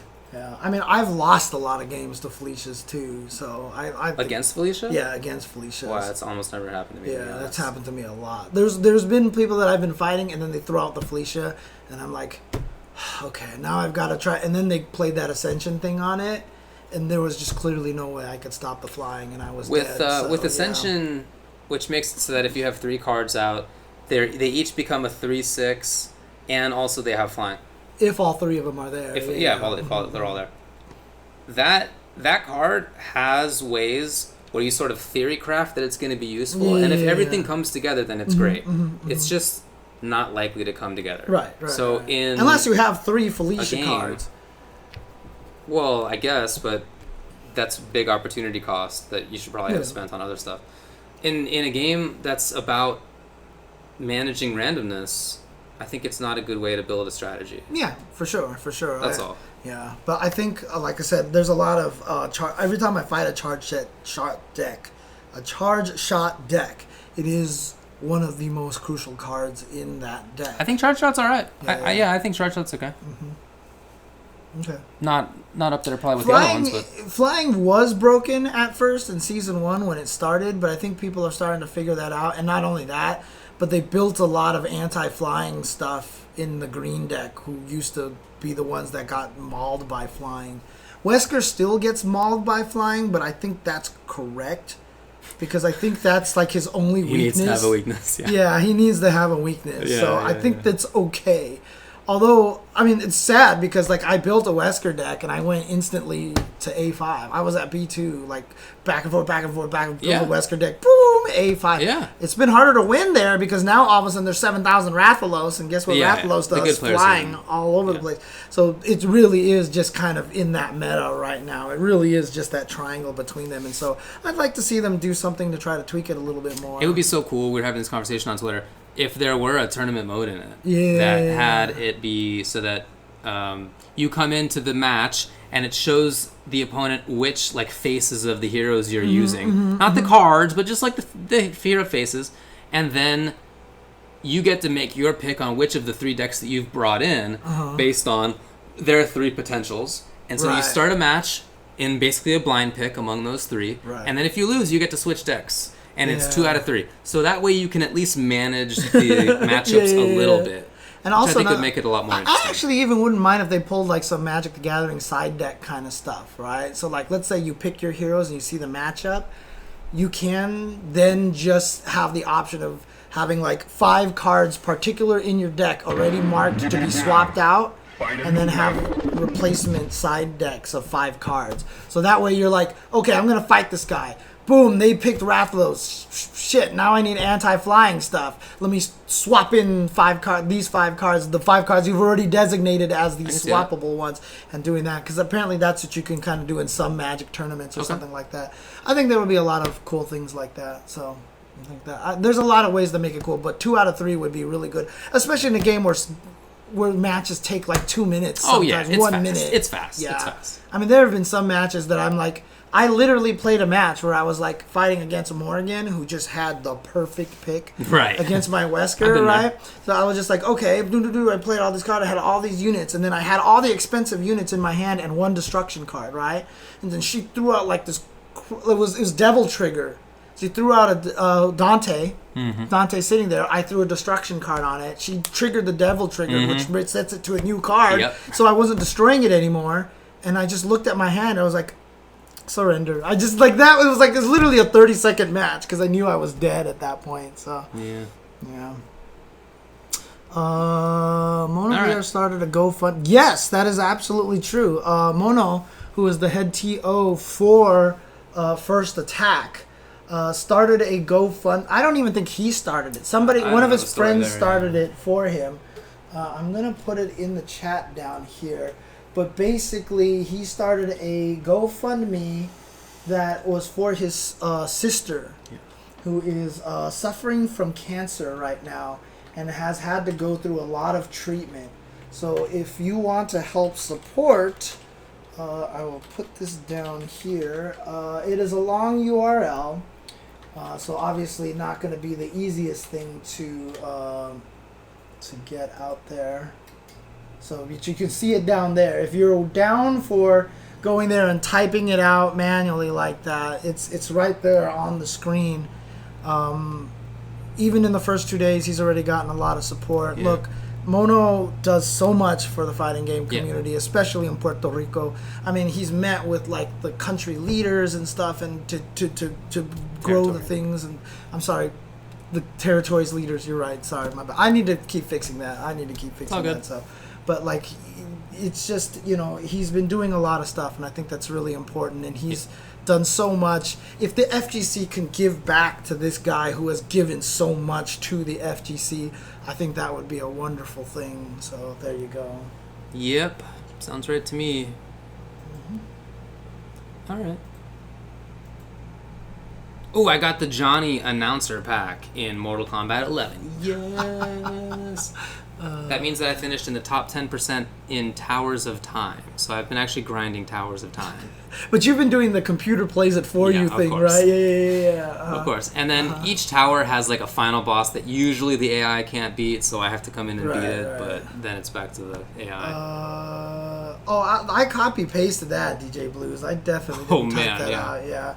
But my words per minute is actually very, very quick, but very, very flawed because I am not a touch typer. Yeah. But as a result, I can end up typing super fast. I always tell the story when me and my best friend Jason were playing Typing of the Dead, right? Well, I should say one of my best friends. We were playing Typing of the Dead. He could touch type. I can't. So when you fight the bosses, it's sentences. So you have to I had to memorize the sentence and just go at it. I had to memorize the sentence and then look down and start going at it. And you would see him, and he would just be like, da, da, da, da, da, da, da, da, then all of a sudden mine would go, da, da, da, brrr, like that. And we would almost always tie every time. Because I type super fast, but it's just, I have to look at my keyboard to do it. So, yeah. I should take a test again now that my dexterity is doing a little bit better. Yeah, I wonder what I'm at now. I'm sure there's 7,000 online versions that you can do tests with it. So. I mean, I did one before I went to physical therapy maybe a year or two ago, and I was still at like 120. So I don't know. It's probably above that a little bit. Can I tell you, I'm still really, really hungry for a toasted bagel right now. That's all I'm thinking about. Well, you know what? If you go out and buy a bagel right now at 8:04 p.m., definitely toast that bagel. Yeah. That bagel's gonna suck. So yes, it's probably true. Man, Sesame Street Fighter. That's an old game. That was like a fan-made game that existed a long time ago, I thought. I don't know about it. Yeah. Oh, trust me, Axiom-ish, I'm in the same place, man. But unfortunately, it is the best option that we have right now. Maybe someday things will be different. That was probably one of the... that look we gave each other was probably just Very like knowing. Oh, God. Yeah, well, maybe there'll be Pence to deal with in the White House soon, given today's news. Doubt it. We'll see. Anyways, okay. Yep. Also,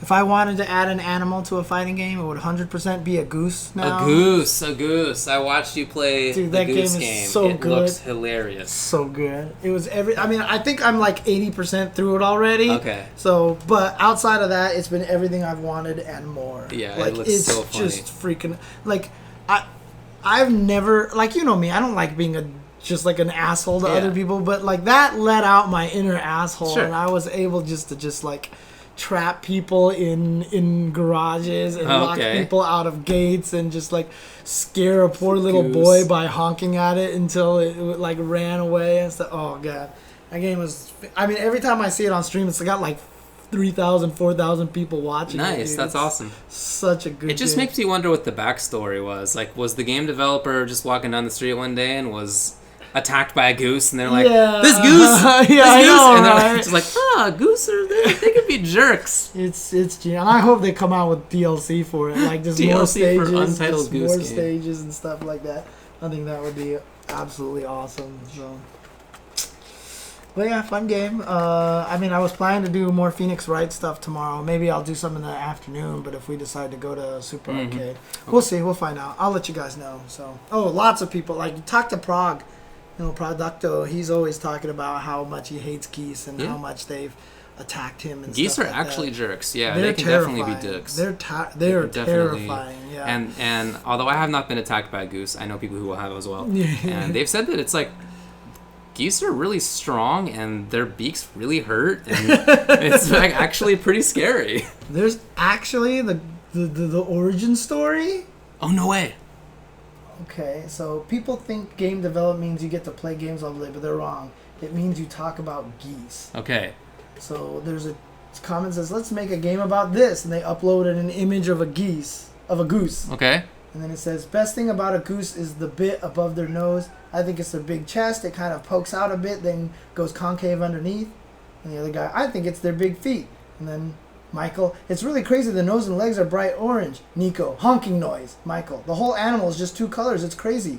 Stuart, and there are crazy circular eyes. Nico, Nana likes that they have such little tails. Michael, yeah, that's really good too. Nico, they are very big, but this is not going anywhere. Guys, this is all good. Worst part is about probably they have little tiny teeth. The way they walk, I like the creases on their ankles. No, that's also perfect. Also, the beak frowns always. Yeah, they're always cross. Ducks are happy. Geese are cross. You've really summed it up. That doesn't tell us anything. But I'm still cracking up about there are just two colors, because that's true at least.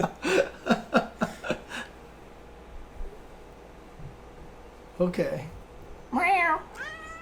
Meow. Meow. The whole animal is just two colors. I don't know why I find that funny. Plaque on their nose, I don't guess they? that might be true, Yeah. yeah. But the way that it waddles in the game is just so good. So perfect looking. Yeah, they did a great job. They did a lot of work on that. Meow. Meow. Hey, buddy. All right, little dude. All right, Time let's to get him. Let's skedaddle. get him some food. Let's get him some Yep, food. time to get some food. And me some food too. Oh, Find a new Yeah, rival. you gotta go get yes, the text Bagel is smaller bagels. now. Yes, there we go. All right. Thanks, guys, for tuning in. Thanks, guys, for watching. Hope you guys enjoyed the show and everything. If you have any issues with what we said, like and comment down there. We would like to know what your opinion is on whatever the FGC contributors stuff is. And if you see somebody in the chat who's made a point that you disagree with, you tell them off. You go down there and you tell them in at least 3 separate posts. Exactly. Engage. Engage them. Engage them clearly. And the best way to tell them they're wrong is to leave a like on the video. Exactly. Dun, dun, dun. Yeah, Oh, I'm I thought that was looking for it. time. I'm looking Oh, for man, it. that I'm was the looking for perfect it. moment. I'm sorry. I'm looking for it. There it is. It's a new location now in my folders, so I will stream more Tekken, Lord Tiki. I am going to get.